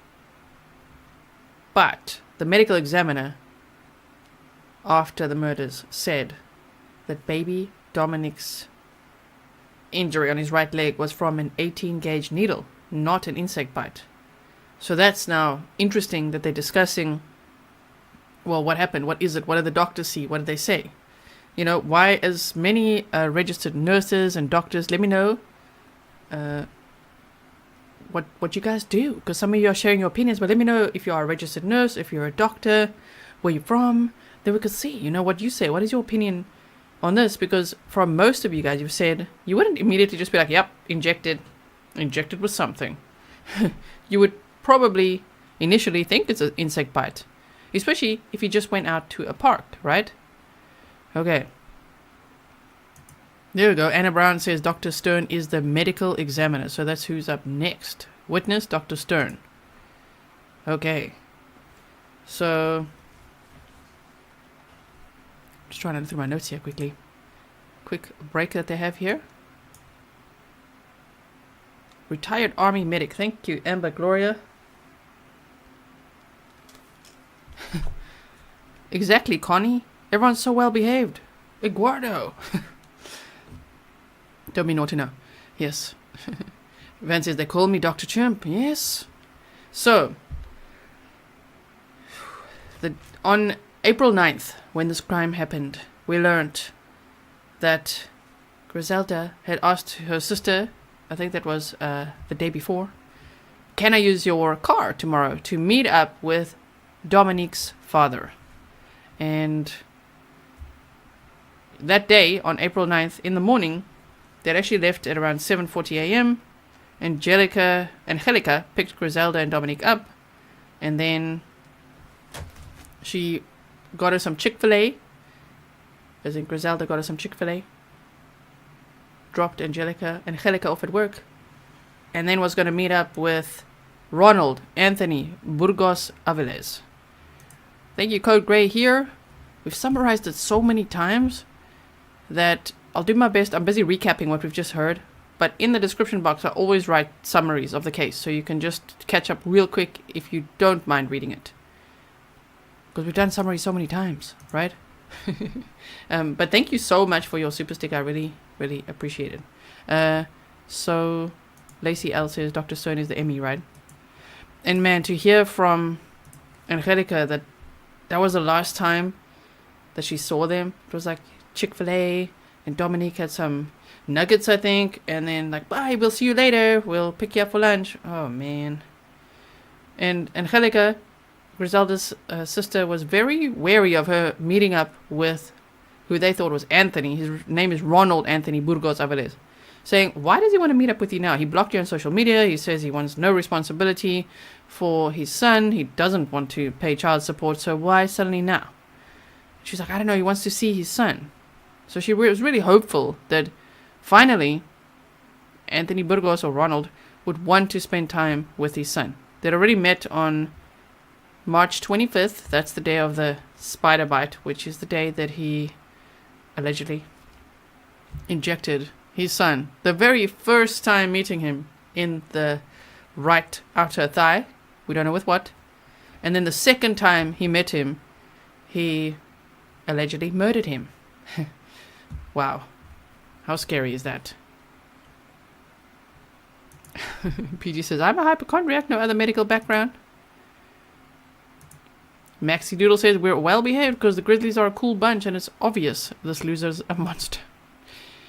Allison says, former ICU registered nurse working on NP boards. And many of our moderators are also registered nurses. So we've got a lot of experience in the house. Thank you all for sharing what you think was maybe happening here. Oh, I will, Lisa. I will. I will have a hot toddy. Thank you so much. Jillybean says, I think something was injected. Yeah. So let me try a quick recap. They're taking a bathroom break. On April 9th, 2018, think about how long it's taken to get to trial. In Laredo, Texas, a Border Patrol supervisory officer lured, allegedly according to the prosecutor, so I'm going to tell the story like that, lured his mistress to a park, the Father Charles McNaboe Park. Said, meet me there. That would be the second time he's ever seen his son. He's like, yes, meet me there before you take him to the hospital, because you see, the time before he injected him in the leg, right? So he's like, meet me there. Let me check him out myself. And he said, park your car at the park. We just did Maptime in the stream as well. And then just walk to our secret meeting spot in nature. And so that's what Grizelda did. She borrowed her sister's car. She went there. She parked the car. And she walked with a stroller on the walking trails there. It's a park she knew well. We heard that from her sister today. And then, while she's walking there, the next minute, in an isolated area, he pops out of the bushes and ambushes her and stabs her 27 times. Savagely. And then, when she was no longer alive, he unbuckled the baby from the stroller, carried his son to an area about 15 feet away, lifted his shirt, which was a little Star Wars Baby Yoda shirt, and stabbed him in the chest and then in the jugular. And the details are horrendous. We learned a lot from the opening statements today and from the witnesses so far. Jersey Girl 51 says, Mr. Slicker, he, in my opinion, syringe with a snake venom. Very interesting. Thank you so much, Jersey Girl 51. Jet said, Jay says, this is exactly what should happen to this defendant. Is what he did to that child and mother. It would be cool if punishment was same, right? That would make some sense in society, don't you think? But anyway, that's a whole different topic. Just like for the same. I hear you. Okay. So, yes, that's what happened on April 9th, 2018. And he thought he's so smart, you know. He got in his truck, which he just parked to the side. One of the cameras facing east took a picture of his truck that was parked. But then he got in his truck. So I don't think the camera, I think it's as he passed and parked, right? There was a picture taken there. That's what they said. He got in his truck after the murders and went home, which was about 6.5, 7 miles away. And he was seen getting out in shorts and tennies. Shorts and tennis shoes. Going in the house.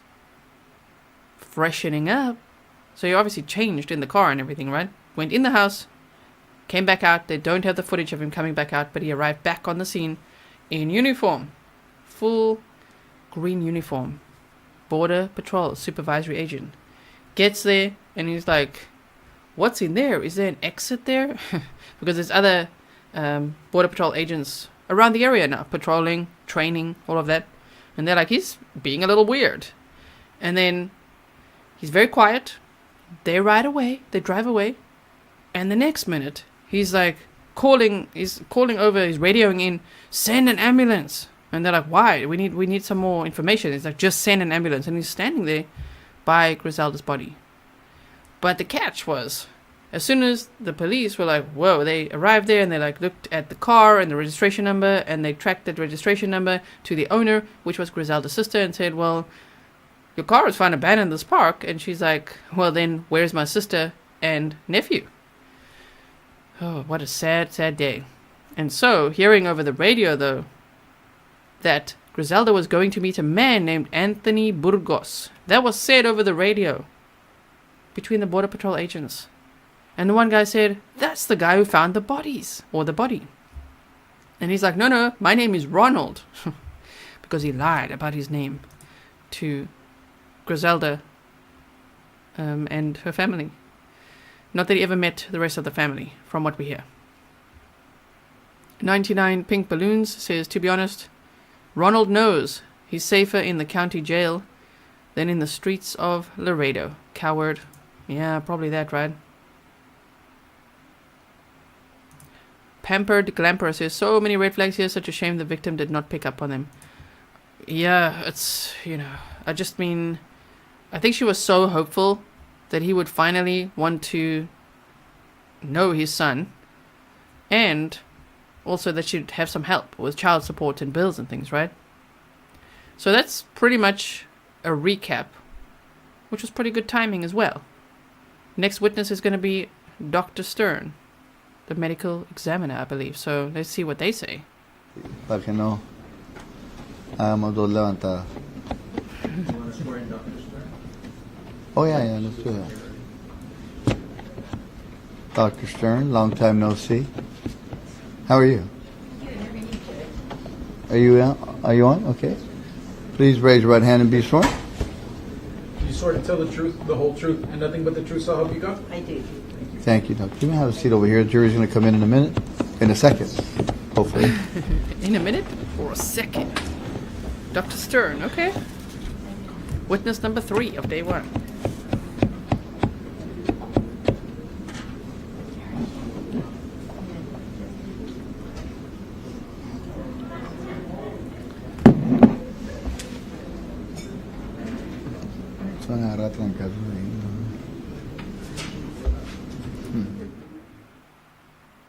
Oh, sorry, I see I missed a sticker or two. I like your eye roll there. Ugh, this is exactly the summary I meant. Eye roll. Think you code gray here. I'm not a jukebox though. You can't like put a sticker in and be like, give me a summary, you know what I mean? We're timing it, we're looking. Right now we're looking at the ceiling. That would have been a good time for a summary. So yes, we've done that many times in the stream, in the earlier stream, yesterday. So yes, hope you enjoyed that. Thank you so much. Which one did I miss? Webb Weaver said tennies are the new Tiggy one.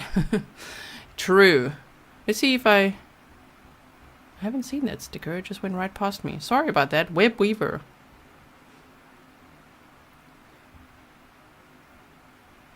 Mama of 3 says, I missed it, but why were the officers acting funny after the sister told them his name and occupation? Well, because what a shock that was. Like, wait a minute. She was meeting a border patrol agent? She was... Like, that's the guy who found the body? That's what... They were so shocked, like, whoa, whoa, whoa, whoa. And then they got to make sure it's secure, you know? That he wasn't going to reach for his weapon, that they're not going to be like, oh my word, it's this guy. So yes. Yes, D, I'm not a jukebox. Some people think I am. It's happened.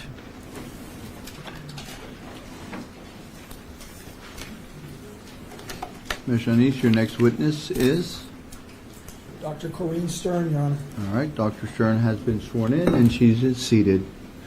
Please proceed when ready. Good afternoon. Good afternoon. Can you please state your name for the record? Dr. Corrine Stern. What is your occupation? I'm the Chief Medical Examiner for Webb County, Texas. Okay, can you Ooh, tell I like us a the little accent. bit about your educational background and your training that qualifies you in this field as a medical examiner? Sure. I received my undergraduate degree in medical technology from the University of Mary Hardin Baylor in Belton. I graduated from medical school at the University of North Texas Health Science Center in Fort Worth. I have a master's degree in public health. I went to medical school at the University, did my residency at the University of Hawaii at Manoa in Honolulu. I then did a surgical pathology fellowship with the University of Texas Health Science Center in San Antonio, and I did my forensic medicine fellowship with the Office of the Armed Forces Medical Examiner in Washington, D.C. I am licensed to practice medicine in the state of Texas. I passed my forensic boards in 2001. I'm a member of the National Association of Medical Examiners and the American Academy of Forensic Sciences.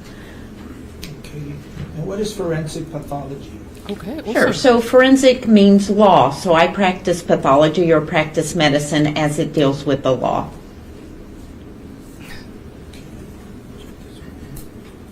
And as in your capacity as a medical examiner, do you perform autopsies? Yes. And what is an autopsy? So an autopsy is a complete exam, both external, the outside, and internal, the inside of the human body. Okay. And how long have you been the medical examiner in Webb County? About 16 and a half years now. Okay, so is it fair to say you've conducted She many, is many qualified. autopsies? Yes. Okay. Have you testified before as an expert witness in forensic pathology? Yes. Okay. On how many occasions? Few, many? Many. Okay. And I'm going to kind of take you back to the year of 2018. Okay. Okay. Do you? I know you have an office. Can you describe the structure of your office as far as your personnel, investigators, and things? What typically happens when the medical examiner office gets called on a dead body? Okay, so we're a full-service medical examiner's office. I have a full staff. I'm currently the only medical examiner there. I have a staff of full-time and part-time medical death investigators, full and part-time autopsy technicians, and also my office staff. So in the state of Texas, certain deaths under the statutes have to be reported to the medical examiner. And when those are reported, we usually send an investigator out to the scene to investigate that death and also to make pronouncement. If it is a very suspicious death or thought that it might be a homicide and I'm here local, then I will go out on those scenes as well. Now, do you? I know you have a staff, but do you still, on occasion, go out in the field? Yes. Do you recall responding to a crime scene back in the date of April the 9th of 2018? Yes, I did. Okay. You can tell the ladies and gentlemen jury, where is it that you personally responded to that day? I believe it was Father McNaboe Park is where we were called. We did receive that call. It was a suspicious death, thought to be a homicide, and so I did report out to the scene with my investigator. Okay. And if you can walk the jury through what happens when you get there on that day of April the 9th.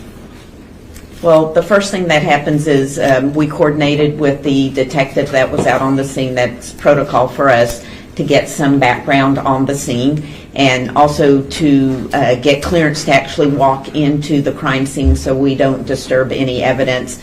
Our main goal at that point is to pronounce the decedents. And that's what I did. We were brought over to a female victim, and I believe I made pronouncement on her death. Okay. Do you remember the location in Father McNaboe Park? Was it? It was not in a. She was in an open area, maybe on the side of a road or a trail, from what I just remember of that day, and she was just lying out in the open. Okay. Do you remember her position? How she was? I believe she was prone, which means face down. I believe that is how she was found. Shame. And what are some of the first things you do when you see her? So I make pronouncement, and then we always get permission from the law enforcement there if it's okay to move her, and they did need to take some photographs. So we did move her into different positions so they could photograph both her front and her back. Okay, and are you equipped with a camera in your office? Oh yes, we take all our own photographs as well. That's correct. Okay. Were you able to identify the female in this case? I don't recall off the top of my head whether she had already been identified. By the time we did send her for autopsy, she had been identified, but I just can't recall at the scene. I do remember somebody had been looking for her, and I believe her vehicle was out there, and so they had a good idea at that time who she was. Okay. And you guys take a bunch of photos? Yes, we take a lot of photographs. Okay. Can I approach her? You know. Okay. Now, how many subjects were we dealing with that day? How many deceased? 2. Who was the first subject? Was it a male or a female? It was a female. Okay, I'm going to show you what's been already previously admitted as State's Exhibit 193, 194, 196, and 197. You just look at those are already in evidence.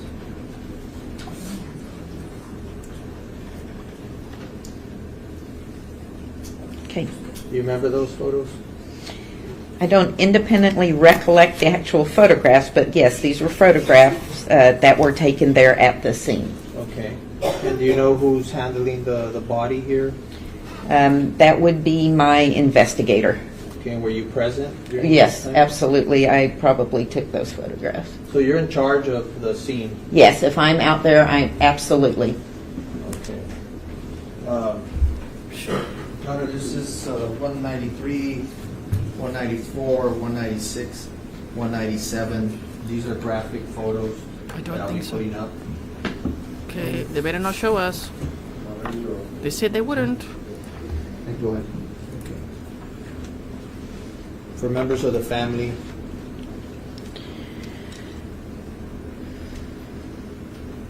Oh, that's a look that you understand what he's saying.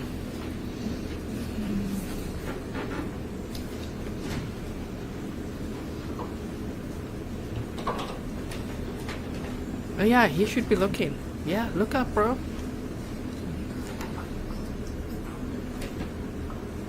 what do we see in State's Exhibit 193? This is Grizelda Hernandez. And my investigator has a hold of her hand, of one of her arms, I believe her right arm. Don't worry, we don't need the binding because they're not showing us. Are there any injuries sustained to this arm?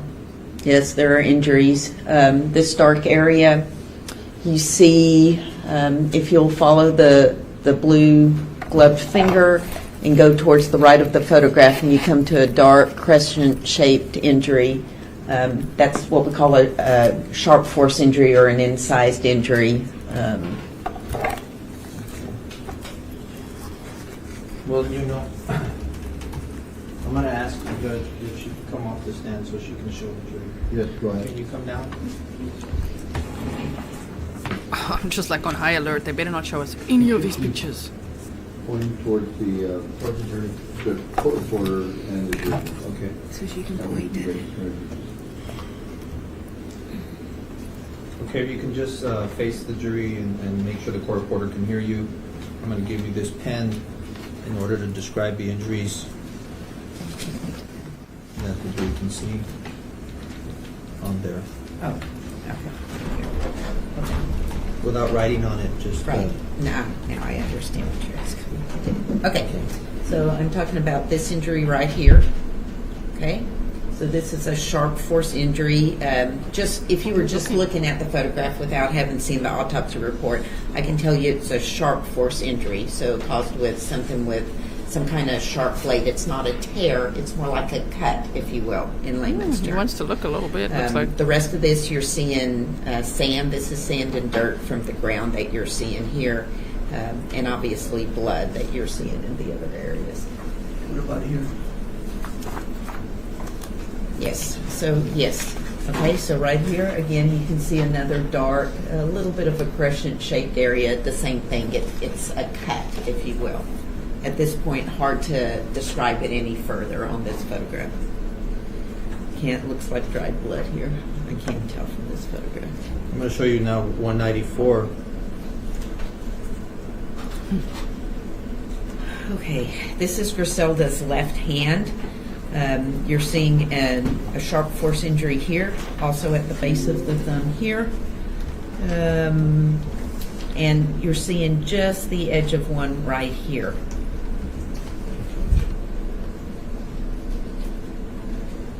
I'm going to show you now 196.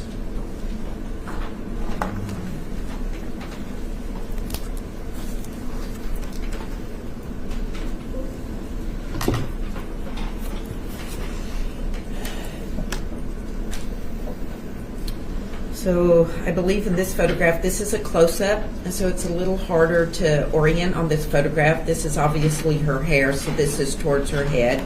This is towards her feet. This appears to be a shoulder area here. This is not the chest area. I'm trying to see which way she's turned. He doesn't look. How do you describe his look, you guys? Okay.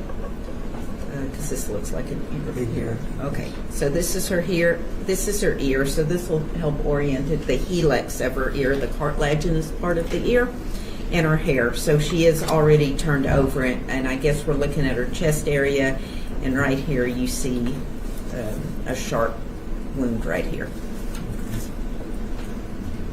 I'm also going to show you.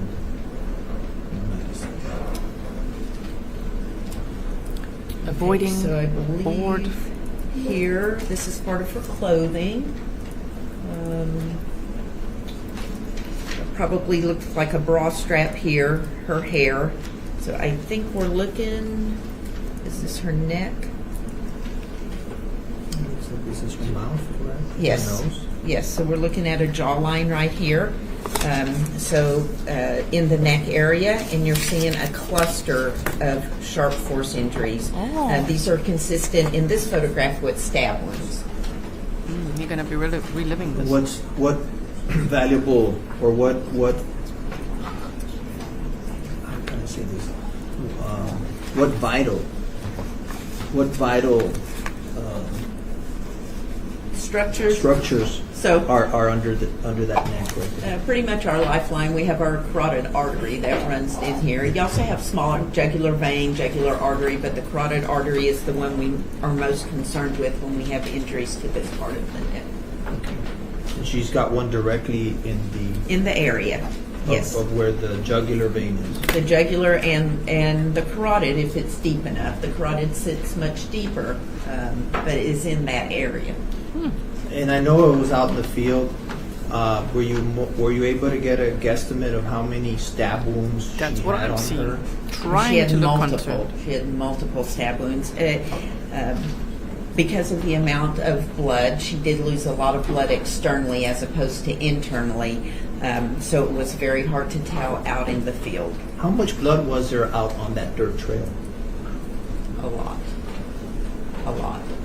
She bled externally. Okay, you said there was also another deceased person at this scene, correct?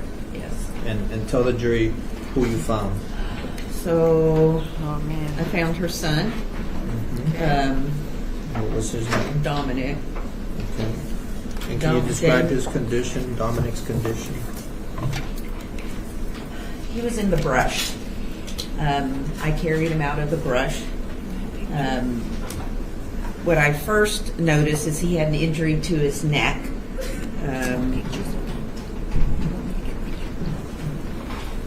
Okay. Again, appeared to be a sharp force type injury as opposed to a blunt force type injury. You're seeing it on the left side of his neck. Also in that area that we're very concerned with, where the carotid artery runs. This injury to Dominic, could that be a fatal injury? Yes. It's almost the same injury that his mother had? It's in the same area as that cluster of stab wounds that she had to her neck. So ultimately, that stab wound to her artery, her jugular vein, would have killed her also? Yes, without immediate medical attention.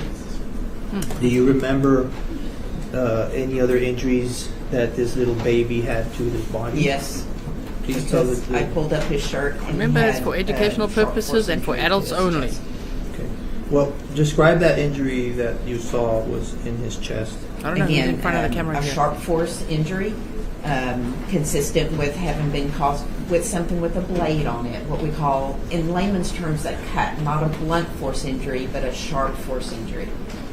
Would that be fair to say that it would have been above the heart or around the heart Yes, area? in the area of where the heart is underneath. Okay. Which way? His shirt's off. That shows no injury. I'm going to show you 456, State's Exhibit 456. Right. He's like, oh man. This is how I found him. Okay. And what do we see here? So he is lying supine, which is just a fancy word which means on the back. And you see the injury to the left side of his neck that we saw up close in the other photograph. I pulled up his shirt right there because I was concerned with the amount of what appeared to be blood on the front of his shirt. Well, it was interesting. Did you observe any cuts or holes in the shirt? I can't remember. I just can't recall. And do you remember him having a lot of blood also? Well, in the area, not to the degree that his mother had, but his clothing was saturated.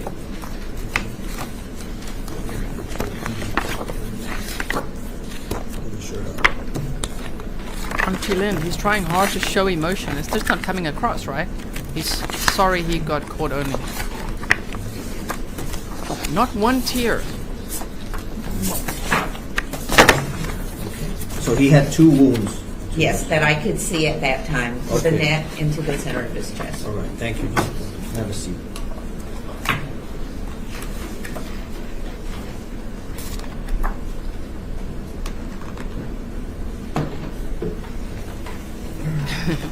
She's like, looks sad. I don't know if that's what's happening. It just looks like, just look a little more sad. Okay. He's like, oh. NC, you say, appreciate all the hard work and details you put into your channel, G. Thank you so much, NC. When you said you found her in a, is it a prone position, you said? Is that, Yes, and that means face down? yes. I'm going to show you what's been introduced already as 186. This is how this is how you found her? Yes. Now, are you familiar with the term lividity? Yes. And can you please explain what that means, Doctor? So lividity is the settling of blood after somebody dies, and so your blood will settle to the dependent portions. So somebody who dies on their back, the lividity, the discoloration will be on the back. And if somebody dies face down or on the abdomen, we'll see the lividity on the front, except in areas exposed to pressure. Because what lividity is blood pools in the vessels. And so after somebody dies, you see all that blood pooling is like a reddish purple discoloration of the skin. One of the first things we do when we get to a scene is we take our thumb and we press it in that lividity. And if you've ever had a sunburn and you press it really hard, it turns white, it blanches. So we want to see if the lividity is blanching. So if the lividity is blanching, that means the lividity is unfixed. And so the decedent's probably been dead less than 6 to 8 hours. If we press into the lividity and it's fixed, it doesn't blanch, then the decedent's probably been dead more than 6 to 8 hours. There are not a lot of things that affect lividity, so it's really the best tool we have at the time of the scene to put the time of death in a certain time frame.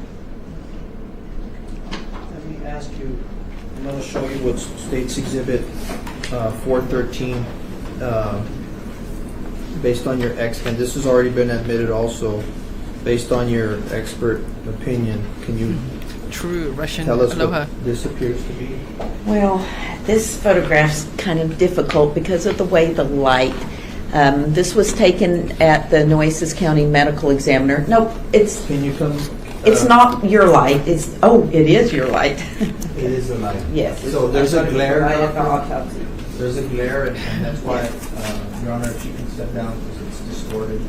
But Okay. can you see? Yeah, so there's no lividity to her back, okay, because she didn't die on her back. She died face down. Wow. Now, if the lividity is not fixed and you turn the individual before it's fixed, it will shift, okay, and it did not shift. So the lividity was probably fixed at the time that she was found. Yes. So what is this? Nessie. This indicate? Would she have been on her back or on her side? Well, she could have been a little bit to her right side, and depending on how her skin folded, we can see some lividity there. That's not concerning. Besides the crimes of David Ortiz. Lividity to her back. So she may have been on But her yes, back. I hear what you're saying. Thank May you. have been a little bit more to one side than the other. Okay, thank you.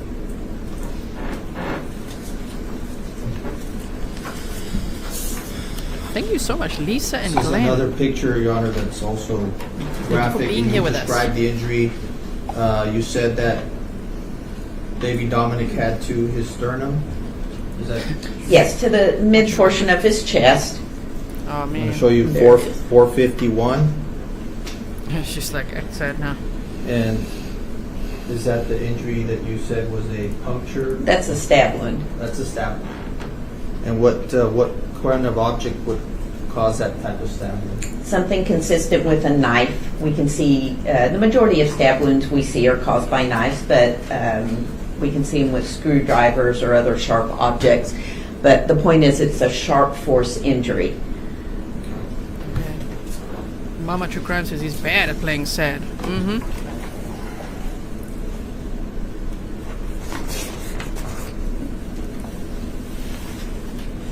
Welcome, Ken. Now, the full autopsy, was it performed by you in this case? No, it was not. Okay, what if anything did you do with the bodies?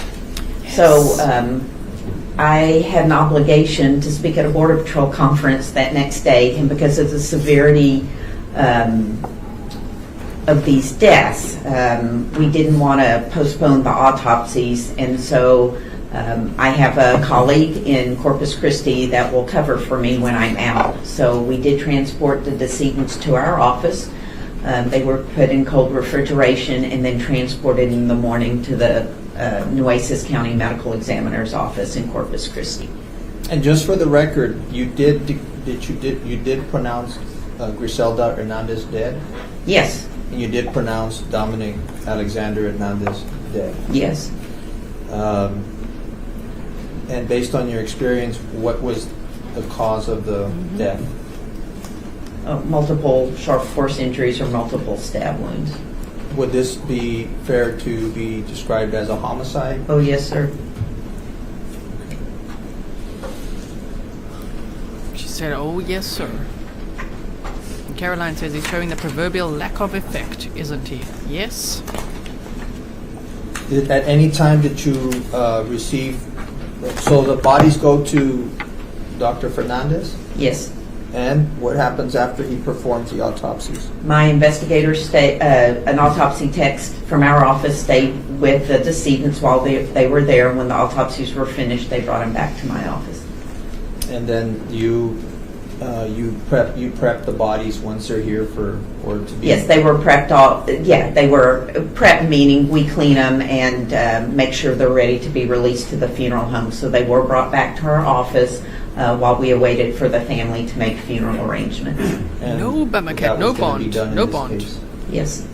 Prior to doing that, do you ever remember coming into contact with an Angelica Hernandez? Yes. How did you come back into contact with her? Angelica is Dominic's aunt, and she showed up at my office. I believe it was on the Friday morning after they had come back, and she had requested to speak to me, which I did, and she had some concerns about Dominic. Okay. Yes. Is that unusual? For something It's like not that? very common for that to happen. Okay. And what was her main concern? That a couple of weeks prior to this, that Dominic had sustained some type of injury, and she wanted to know if I could put a second set of eyes on him and look at it and give my opinion on it. Okay. And when you say second set of eyes, that's to give it another exam, another look at? Yes. And what specifically was she concerned with? So she had some photographs she had taken on her cell phone about an injury on one of Dominic's thighs. and that's what she was concerned with. It was what she described as a puncture type wound, and I agreed to pull him out and take a look at it. Okay, I'm going to show you what's already been introduced as State's Exhibit 484. Thank you so much, the pan paper and duck Is that goose. consistent with what you're just describing? Yes. Okay, yeah. And 484.1. Yes. Okay. And she also had 463. Yes. So you go back and you pulled baby Dominic out? Yes. And what, if anything, do you do, if you can tell the jury? We don't know. So I look at this is the front or the anterior surface of his left thigh, and I look to see if I can see a wound there. Dr. Hernandez obviously has already seen that because he had made an incision into that area. Do you remember her at all indicating to you what, if anything, the initial impression was of that wound? Yes, they thought this was a spider bite. She did explain to me as soon as Dominic, as soon as they saw it, and I believe he was being fussy about it. It was painful that they immediately took him to get some medical attention. So she relays to you that 2 weeks earlier, he experiences what they thought was a spider bite, but now that he's dead, she's concerned that it's not. That's correct.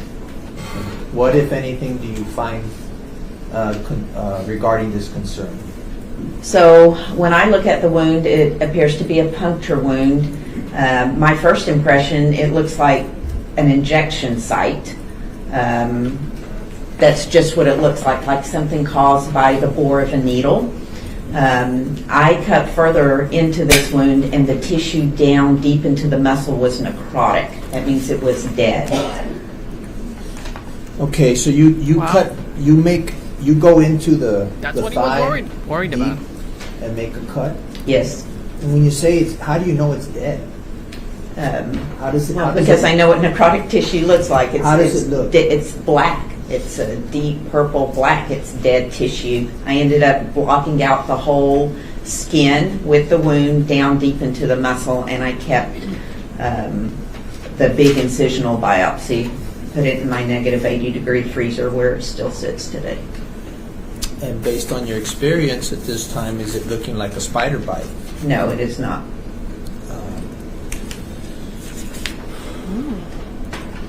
You say that he has necrosis of subcutaneous tissue. Can you explain to the jury what that means? That just means the tissue underneath the skin. So right underneath the skin, when the initial incision was made by Dr. Hernandez, he saw hemorrhage, hematoma. It's just means like a bruise underneath the skin. If you've ever had blood drawn before and then it gets puffy and blue, something similar to that. But I went much deeper down into the tissue, and below that area, the muscle was necrotic. Did Wow. you see anything that would have resembled, and I'm going to show you what's been introduced already as 497. Great Anything witness. that would Very have good witness. resembled, spider bite infection on the surface? No, this isn't a spider bite. There is nothing on the skin surrounding this wound. All the damage to the tissue is subcutaneous. If you have a spider bite from a brown recluse, you get a lot of necrotic skin. You actually see it on the skin, and what it's called like a developing wound, if you will. It starts in the center and it just gradually goes out and gets bigger and bigger. There wasn't anything on the outside of his skin. We think of black widow bite, the same thing. We're going to see something on the outside of the skin, and I have to put my glasses. Yeah, so it's just showing you black widow, brown recluse bites. By the way, you rarely die from these, but you can be very, very ill from them. but absolutely no indication that there was any kind of trauma to the outside of the skin. And sometimes, especially in a black widow bite, you can see the two little fang marks, and he definitely did not have that. On Exactly. 49.1, it's consistent with what you just described more as a Defense puncture, is like- not a bite. It's a puncture wound. Okay, so This is blown up, just so you realize. You're looking at a very magnified photograph. once you have this information and this opinion, what do you do? What action do you take, if any? So I asked her where she initially took Dominic and where his mom had taken Dominic and what did they do. And initially she told me they did take him to the doctor's hospital and they did draw some blood. So I picked up the phone and called Doctor's Hospital to see if they still had his blood sample, and unfortunately they did not. Too much time had elapsed. So, given the fact that the injury was 15 days prior, the blood that they had drawn from him was gone. That's correct. There was really nothing further that could be tested, correct? Thanks, Tony. That's correct.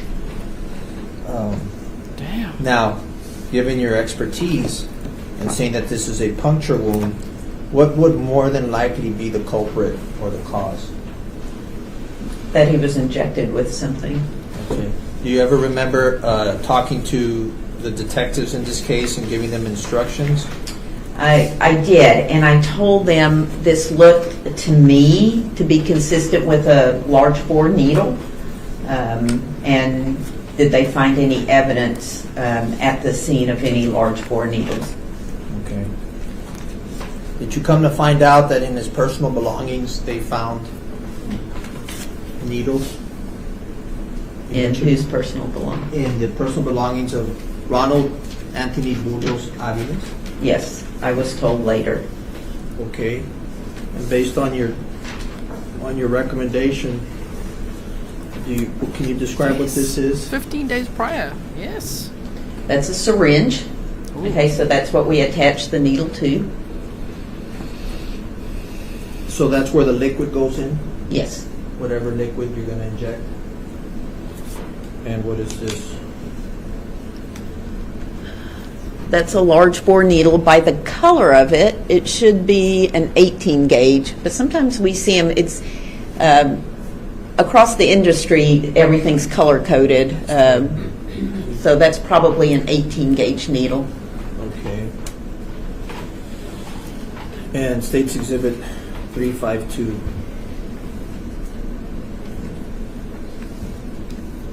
And if I can approach the mirrors, because the glare there, but these are clearer if you see them in person. Oh, yes.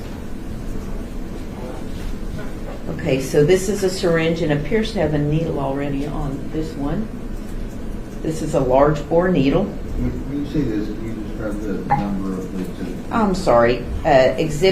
State's Exhibit 352 is it looks like a 3 mil syringe with a needle attached. What size Thank you, of needle? Mel. This is I can't tell by looking at this. I'm sorry. Okay, but then, nonetheless, there is a needle. Yes. And what about on States 351? This is just the needle. This appears to be an 18 gauge needle. And what does that mean for the jury? It's a large bore needle. In other words, the tip of the needle that goes in is large, as opposed to a teeny needle like in a tuberculin syringe that you put under your skin, a tiny needle. This is a very large needle, such as the type of needle we use to draw blood after somebody dies. Interesting.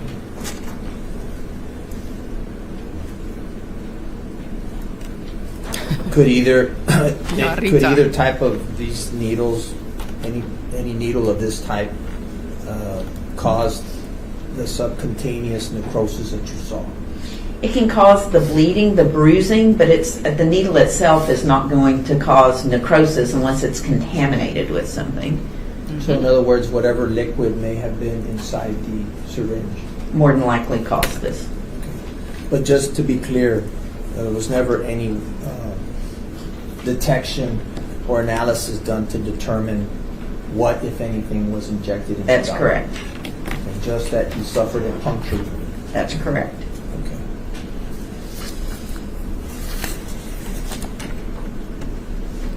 And what was in it?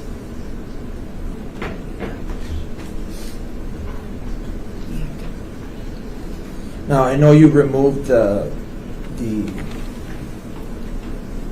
portion of that square of skin, right? Did you try to send it anywhere to get tested? Well, we have to know what to test it for. It is still sitting in the minus 80-degree freezer. There's thousands of things we could test for, and it's not feasible. We've consumed the whole specimen, so we needed something, some index of suspicion of some substance to be able to test it, and that was never found. So in other words, there was never a substance to be able to compare it to ask to look for. That's correct. What was it, dude? What was it? And pass the witness. Good afternoon, Dr. Smith. How are you? Hi, how are you? Good. Doctor, you mentioned that you first came into contact with Angelica Hernandez because she contacted you. That's correct. Do you recall approximately what date that was? I believe, just off the top of my head, it was a Friday morning, so it would have been maybe the Friday morning after he died. He was already back at my office, and I was already back in town, but it was early in the morning. So that would have been maybe about Defense attorney. 5 days after Eduardo Pena. the murder? More or less. I don't think it was that long, but somewhere in the neighborhood, I would say, of 3 days maybe. Okay. And prior to your examination of the wound on Dominic's leg, So Angelica soft. Hernandez told you that she thought that the wound was caused by an injection, correct? Yeah, she was concerned that he may have been injected in his thigh. Did you review the medical records of Dr. Antonio Rodrigues pertaining to Dominic's wound? Yes, eventually. We did not have them at that point, but eventually, yes, we did obtain his medical records. And Dr. Rodriguez's diagnosis was that the wound was caused by an insect bite, correct? That's correct. And did you have occasion to review the medical records from the doctor's hospital pertaining to Dominic's? Yes, we did receive those as well. And the physicians at doctor's hospital also diagnosed the wound as an insect bite. That's correct.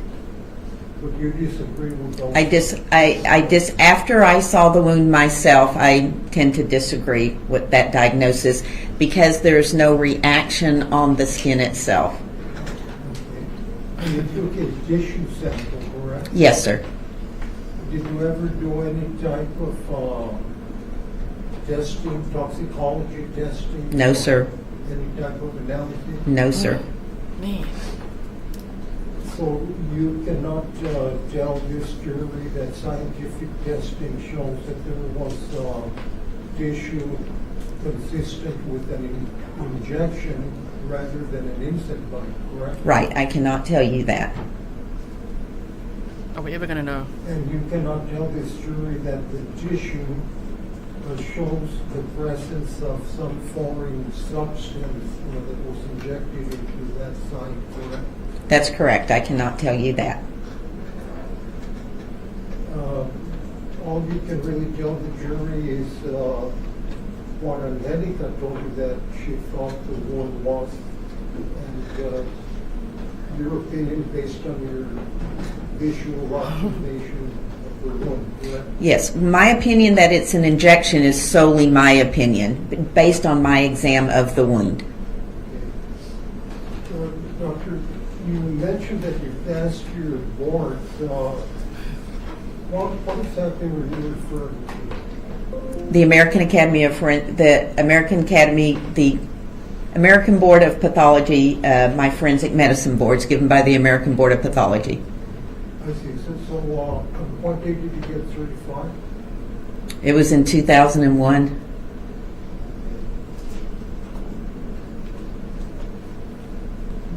I'd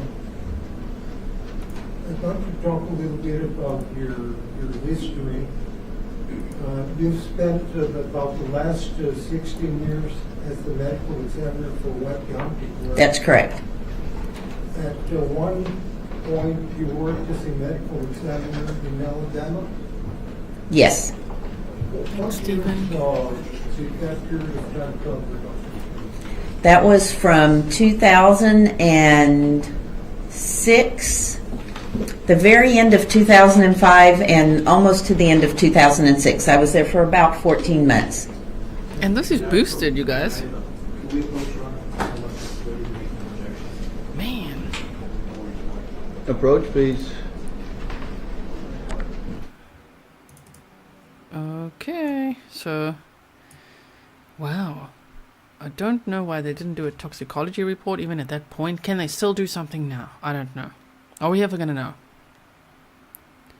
When you guys say steroid, I mean, that could make some sense, right? But you just never know. He almost looks like he's smirking a little bit, like, haha, they'll never know. That'll be his one little bit of power, right? Ugh. He definitely looks to me, because you guys were asking me as well, that he's just trying to look so disturbed, so sad, you know, when they're showing all these pictures, but it's just not coming across that way. What do you think? So, great witness though. Dr. Stone? There he is. There's the defendant. Ronald Anthony Burgos-Aviles. He's facing the death penalty for the murders of his mistress, Grizelda Hernandez, 27, and their baby, Dominic Hernandez, on April 9th, 2018. Speaking of which, guess who else is facing the death penalty now? Oh yes, it's Brian Koberger. Now the prosecution has said they are going for the death penalty. In case you haven't seen that news. Got eyes everywhere. So yeah, there is a new document. We'll see. I've got it, so we shall see if we can read that at some point. I don't have notifications for today, but we shall see as they do sidebar here. Damn, look at all those attorneys. Sure. And the defense attorney really needs to have a mic check.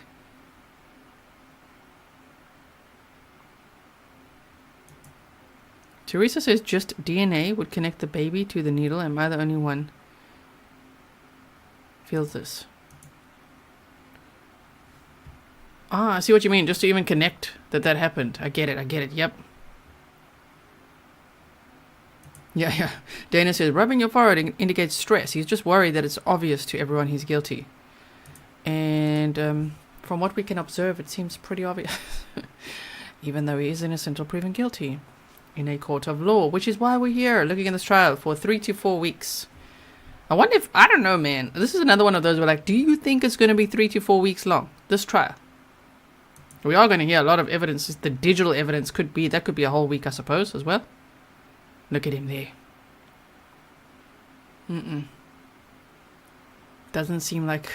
I know we're just observing. If I were to speculate, it doesn't seem like he has capacity for any sort of human emotion or deep emotion. You know, he's not feeling much.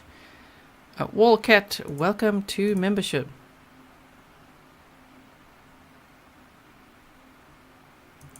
Oh, Marley, we've done a deep dive on that. If you check out the playlist.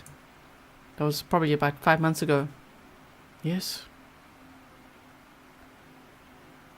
I mean, is he just reliving it in his mind? Or what is he doing? Yeah, what are you saying? Man.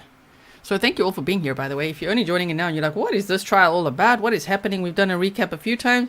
It's also in the description box for you.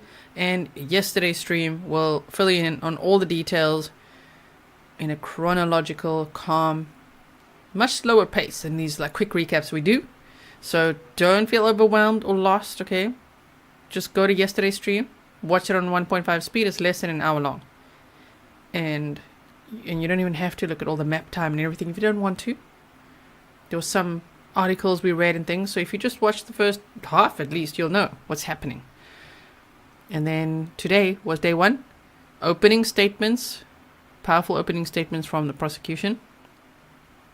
Not quite so powerful from the defense. The defense's strategy seems to be, oh, so you thought it was an insect bite, so you don't know if it was an insect bite, and unreliable cell phone tower data. That seems to be the only things they're going for. Kerry says, this trial should be in recap snark, right? Rich says quite a few trials coming up, like Sarah Boone and Shea Business, and a few sentencing. It's going to be busy in court. Indeed. Shea Business, it's at the end of July. I don't doubt. That is when it's set for. Well, I don't doubt that she would pull another move and have it delayed, because she's a wild one. If you haven't heard of any of those cases, like Taylor Shea Business, check out my playlist for that. I think I still have a playlist for that, yes. Faith Crown of Jewels, welcome to membership.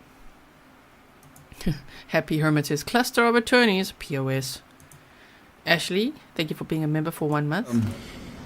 I have to continue this conversation. I'm gonna try and take about 5 or 10 minutes max, but I need to do it without you all being present. So if it takes any longer, I'll call you back in. So we'll do it. Thank you. Okay.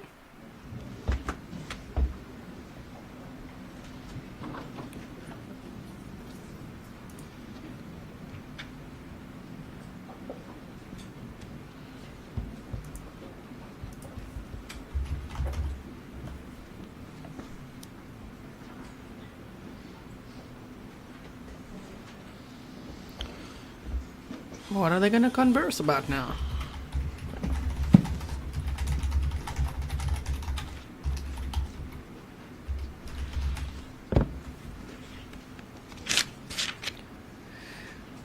The mic is still hot mic. But I think they're just leaving the courtroom right now. All right, please have a seat. 1 second. Are we going to get to hear it too?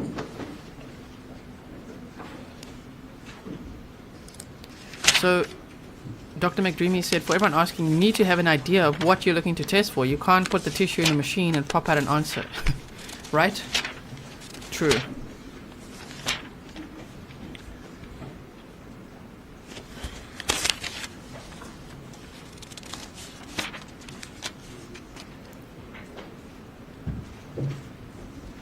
Oh, we're looking at our notebooks here, I see. What went wrong now?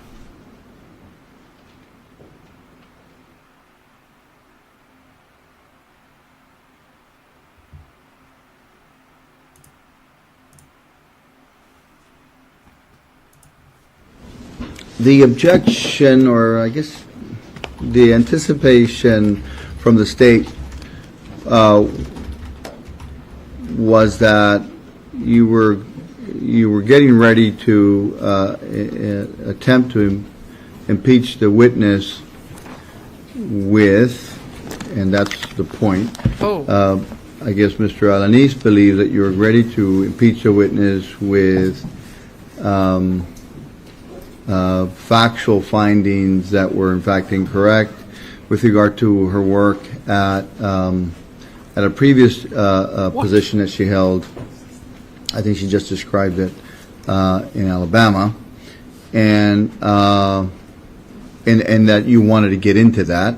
And could you, I guess, I'm prefacing where we left off on the objection, so that you could in fact tell us where you intend to go. I wanted to have this conversation outside of the presence of the jury, and then we'll take it from there. What do you want to be able to get into with regard to this witness? And on top of that, the witness is here, by the way, but I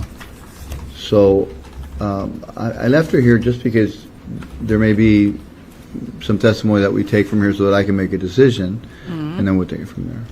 So if you want to preface your line of questioning, or perhaps you want to be able to get into it with her now before. They're so lame. Okay. And then we'll decide whether that line of questioning comes in. They were like waiting for this, impeach this witness. And of course, now you can make your objections freely because the jury's not present. And so this would be the topic of conversation, or the impeachment portion of his cross-examination that he would like to get into, and the court will make a ruling on that, Send the cold my way, Lenny. on the appropriateness of that or not. Go ahead. Dr. Stern, with all due respect to you, you worked on a case in Alabama relating to a woman named Bridget Lee, correct? I'm not sure. I know what case you're talking about, but I don't. That's so long ago, I don't remember her name. You don't remember the name? Yeah. But it was a case where a woman was charged with capital murder based on your opinion that she had strangled or suffocated the child, correct? It was a fetus. Well, an infant. It lived for, yeah.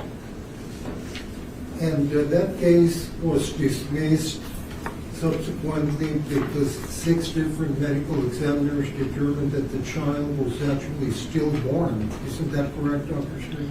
Yeah, well, I wasn't privy to the defense, to the other reports of what they found. That was my last case that I performed before I left the Alabama Department of Forensic Sciences.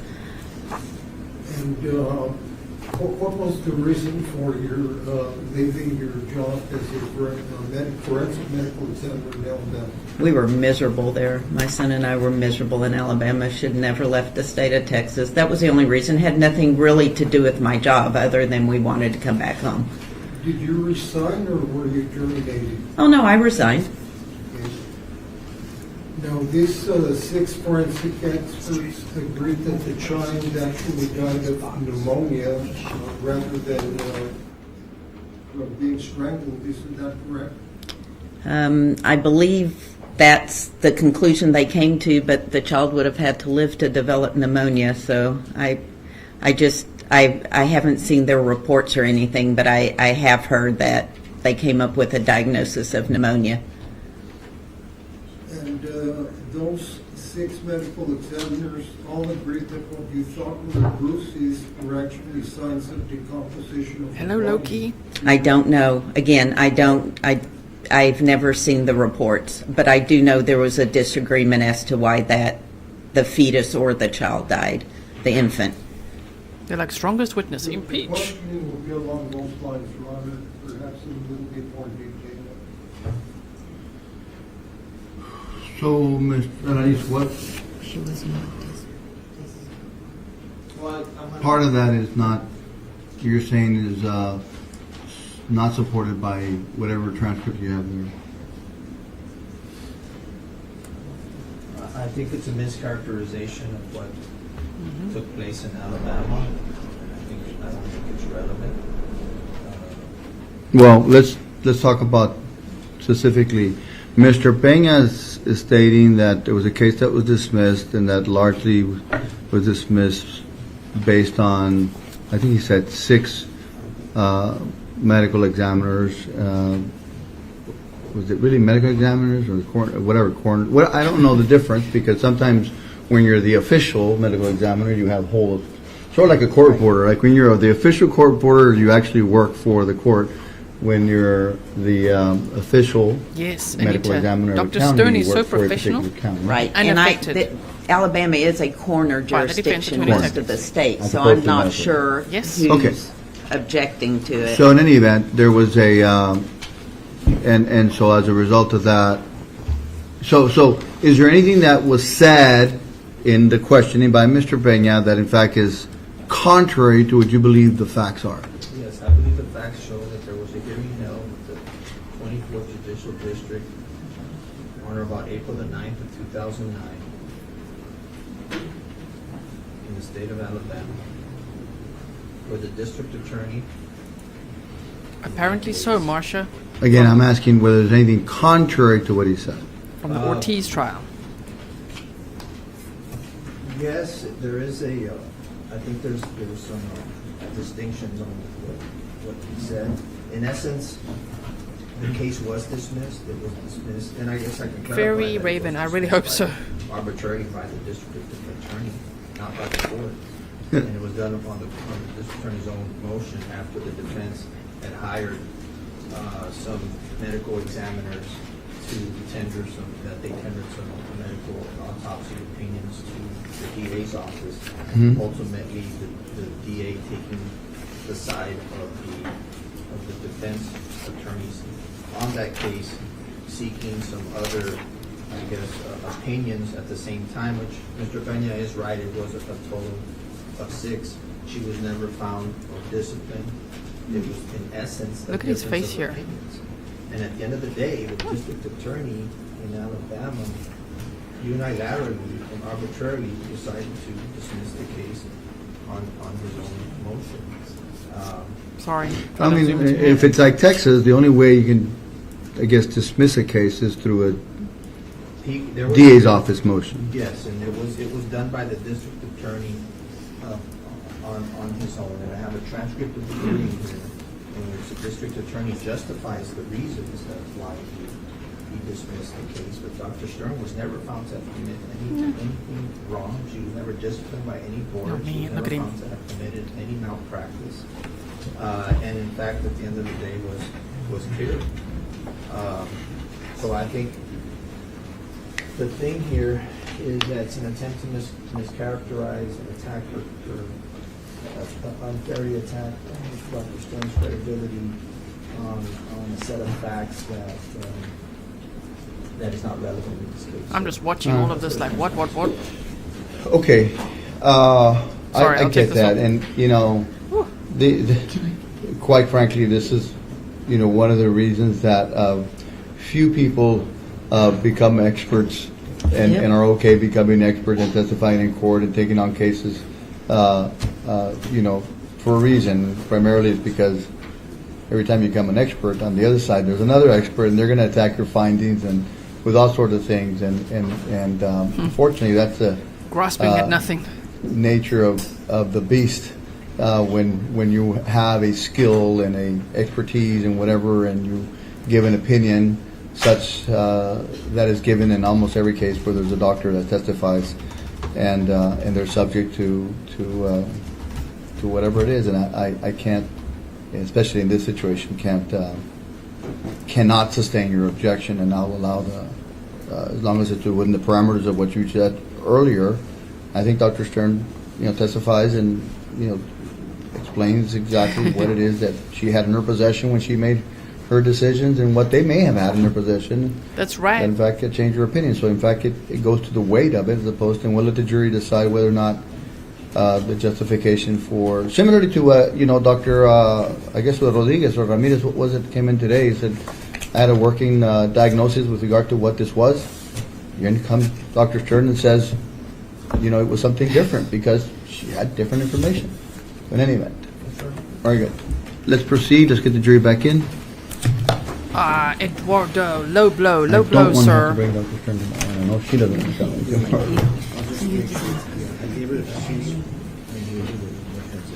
Can you let them know?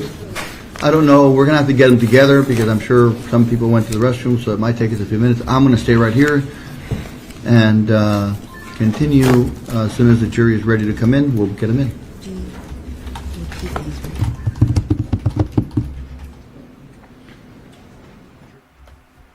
So Kathleen R. earlier said, I thought the judge said the state's case would be 1 to 1.5 weeks. So the state's case, 1 to 1.5 weeks. And this trial is 3 to 4 weeks, right? So I did hear that. I'm saying if you find the timestamp, send it, but I remember that. So I don't know, man. That was the jury. If they're a week to a week and a half, EJ and Rachel. trial could be 2 weeks, max 3, in my opinion, right? I don't know what the defense is going to come. This was their main low blow. They're like, okay, Stood up for EJ. impeach. By the way, after this stream, in the stream, when this day wraps up, we're going to go through the latest Brian Koberger documents. So stay here with us, okay? Trinity's like, failed. That was an epic fail. Sorry, defense. No, not sorry. Yeah, Gene says they have. Well, we've seen it today on day 1. They're literally gonna pull all kinds of crap. Worse than the Letitia defense, in my opinion. Lenny says, was Eduardo trying to challenge the medical examiner? He was trying to impeach her. Nice, Jungle Mom. So, right now in Texas, the time is... Wait. Texas time. It's almost 5, right? 7 Thank minutes you. to Please 5. have a seat. Whenever And this let wraps us up- continue with the examination. Coburger time. Mr. Pena. Yes. Come on, Mr. Pena. Eduardo? Ronald, may I have the court reporter read back the last question right before Mr. Alanis objected? Let me... If it's not too much trouble, I'll get background. All right, let me... Just give me a moment. He wants to be reminded. Where were we at again? We did not plan for this to not work out, I guess. Please like the stream and share it. I would appreciate it. Yeah, Debbie's like, overruled.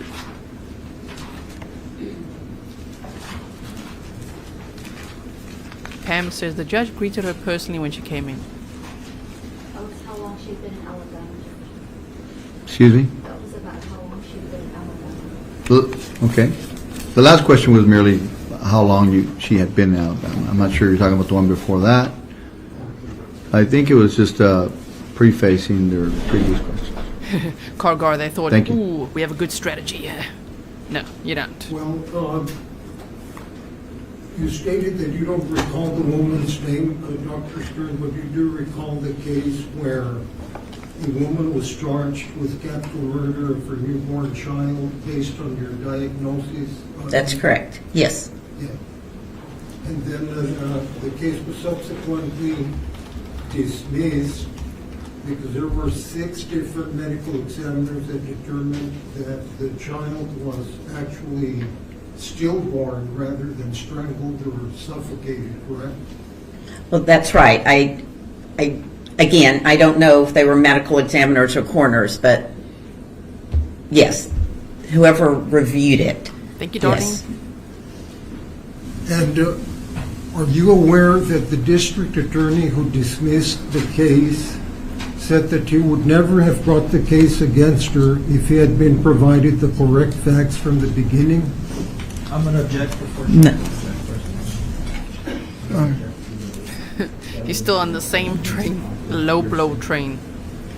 The low blow She suspect. already answered, but sustain. Go ahead.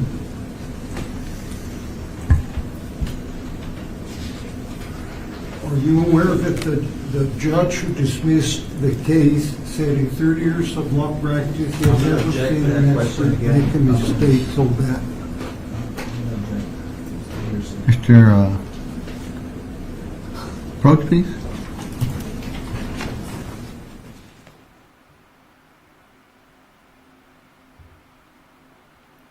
Oh man. Denny Dawn, there's no nonsense on this channel relating to the Coburger stuff. We read documents, we stick to facts, so please check out the video from earlier. It will be very interesting for you. It was super interesting for me. If you like facts, documents, paper, black ink, white paper. Okay, you're going to like that deep dive, and we're going to look at the Coburger document after this as well today. During the stream. Before I go. This Eduardo is a pretty interesting guy. Defense attorney Eduardo Pena. That's a low blow. He's kind of pushing not smart. It's like he planned this move. It's almost like a chess game gone wrong here. He's like, I know, I'm ready to strike. Okay, impeach this witness. And they're like, no. Yeah, the hope is draining out of his face. That's right. Just do it. Whoever you're talking to, bro, let them tell you. Just plead guilty. Just plead it. Can you hear me? Hello? Just plead guilty. There you go. Do you think you heard me? That would be great. But normally, these types, the accused, are quite the control freaks. I don't know if they would ever actually let go, but maybe he's thinking about it. Yes, frown, think about it. Plead guilty.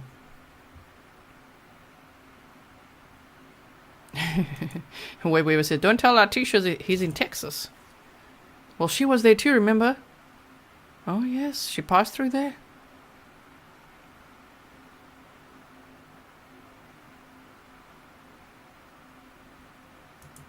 Michelle Briner says, hi, all interesting that sidebar was on speaker for all to hear. Earlier, I don't think that was sidebar, right? That was like the jury went out, everybody out, then they talked about it. That happens. It was more like a, what do they call it? Bench conference.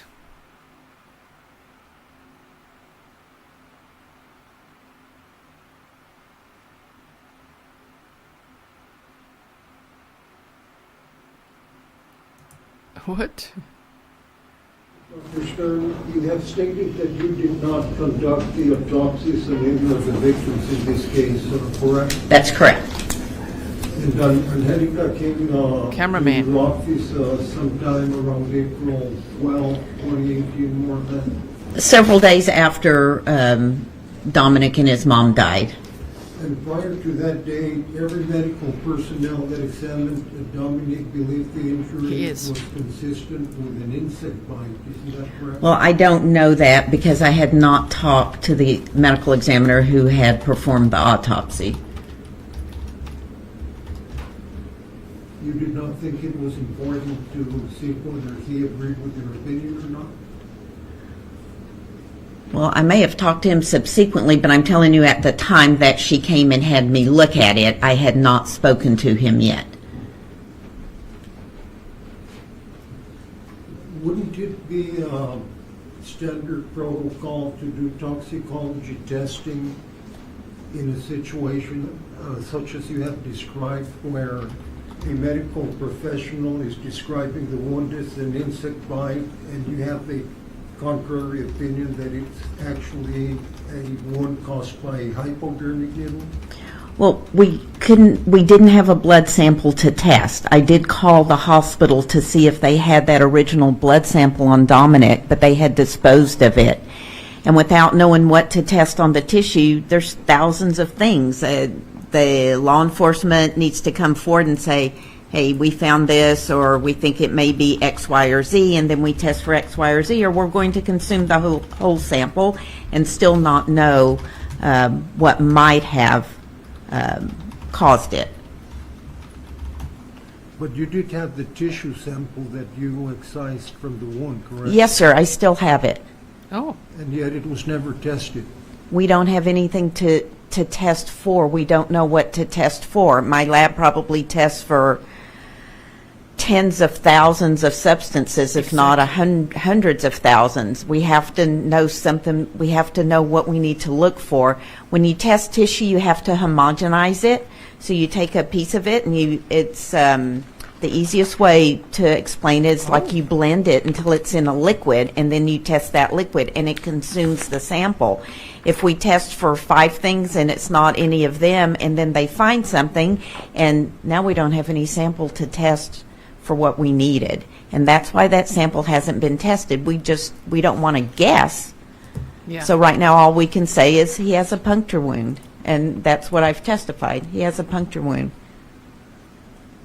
A puncture wound caused by some unknown object, not necessarily by hypodermic needle? It could be by something else. I'm just saying it's consistent with. That's what it looks like to me.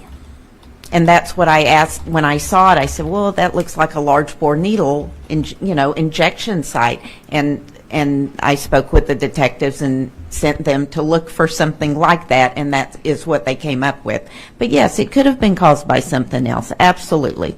So you're not telling this jury that, in your opinion, that puncture wound was caused by an 18 gauge or any gauge hypodermic needle? That's correct. I'm saying it's consistent with that. Okay. But you don't really know what caused it? That's correct. I do not know. Thank you, Z. Come on, bro. Just plead it. I'll pass the witness, Your Honor. The fact remains that you did ask the detectives to look for a needle, correct? That's correct. And they did find a needle, correct? Yes, sir. And in possession of Ronald Anthony Burgos-Aviles' personal belongings, correct? Yes, sir. That's Now, proffer. reference is made to this case from the state of Alabama in 2009. A district attorney by the name of J. Chris McCool arbitrarily and on his own motion went to court and dismissed I literally don't know about That's it. correct. Objection, Your Honor, that's not a question, that's an argument. He opened the door. I'm just asking these questions. All right. She can answer him, she can answer him. Correct? That's correct. And he did this after a defense attorney by the name of James Standridge went and got his own medical examiners to give their own opinions against yours, correct? That's correct. Were any of the examiners that the defense attorney went and spoke to, or that he went for second opinions, were they present during your autopsy in that case? No. Were there any other medical examiners that the district attorney's office at that time relied on to dismiss his case? Were they present with you in the autopsy? Damn, the camera's all out of focus. No, not in the autopsy, but that case was reviewed before I signed it out by several medical examiners at my office. I do not know the medical examiners and or coroners who reviewed it after the fact, but not a single case in that office was signed out without having several medical examiners sign off on it. And at the end of the day, is it uncommon that other medical examiners may disagree with certain findings? No, that's being an expert witness. It's this is the worst part of my job, is testifying on the stand. And I think if you ask any medical examiner or any other expert, that's what an expert is up here to be challenged. And in fact, you came here today and you testified to this jury that you disagreed with the findings at Doctor's Hospital, That's correct. and that you disagree with the findings of Dr. Rodrigues. Yes. And based on your observations and looking at the necrosis and what was going on deep into the dermis of this baby, this was caused by some sort of puncture and not a spider wound, correct? That's correct.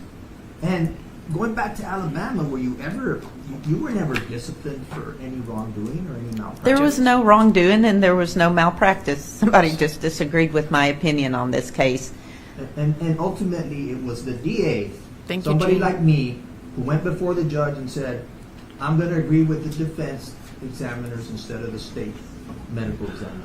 Is that right? Well, I don't know that he said that, but the case was dismissed. I was here. I wasn't there to defend myself, or to defend the case.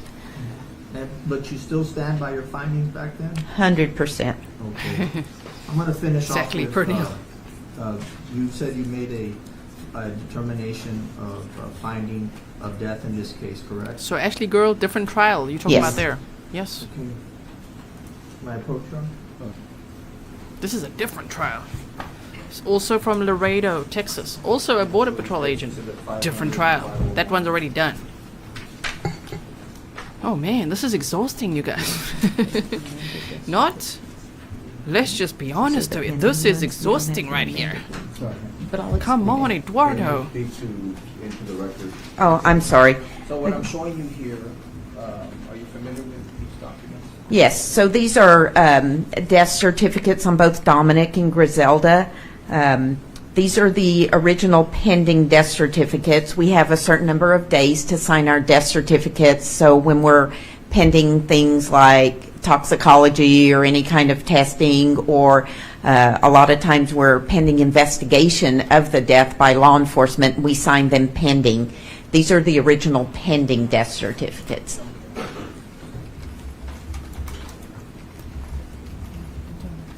In any event, you did declare them dead there at the scene, correct? Yes, they were pronounced dead at the scene, and then I later did sign their death certificates. Okay. That's correct. Thank you. No further questions. Anything else? Just one or two more questions, Your Honor. Dr. Stern, isn't it true that the Alabama Forensic Science Commission ruled in that case that we've been talking about, that the child was in fact stillborn and not suffocated or strangled? This guy. I don't know if they ruled it, but I do know that the whoever looked at that case on the defense side, their opinion was that the baby was stillborn, that it was a fetus. And The district attorney agreed, correct? Well, I don't know what he agreed with, but I do know he dismissed the case. No further questions. Yes, this doctor's the ultimate professional. She handled it so well. Dr. Stern, unless we want to keep her for some reason? No. All right, you are released, ma'am. You may go about your business. Dr. Stern released. Yeah, he's also like, there was a big sigh. As much as I'd like to push on, I think we need to stop day one. And we'll push on in some other days, but not day one. I don't want to discourage you all from the rest of the trial. Yes, please. So, please, as I dismiss you for the day, remember that the instructions that I've given you and that you have in your hands, and you can keep them to refresh your memory or go over them before you leave, either way. You will have exactly the same instruction for tomorrow morning: parking spots, the healthy tacos that you may have here in the morning, and the drinks that you have. Now, again, if you want to bring your own food, we have somewhere where you could, put the refrigerator in and heat it up and things of that nature. Ooh, what a first day. For snacks or whatnot, and keep there. Stay here for I know Coburger that some of you News. brought waters out. If you're the type of person that needs that, good. Except that, remember that we don't have breaks at all the time. We do have them occasionally, so we'll get to your breaks if possible. But please realize that we might not be able to get them at the snap of a finger. So, all right. Having said that, have a good evening, and we'll see you tomorrow morning. I'd like to be able to get started tomorrow morning before 9. So, Okay. if we can get started by, I want to in 15-minute increments earlier. 8:45 tomorrow, so get here. If you get here 8:15, it'll be fine. You can get them to eat or whatever it is. But I'd like to be able to get started tomorrow 8:45. Thank you.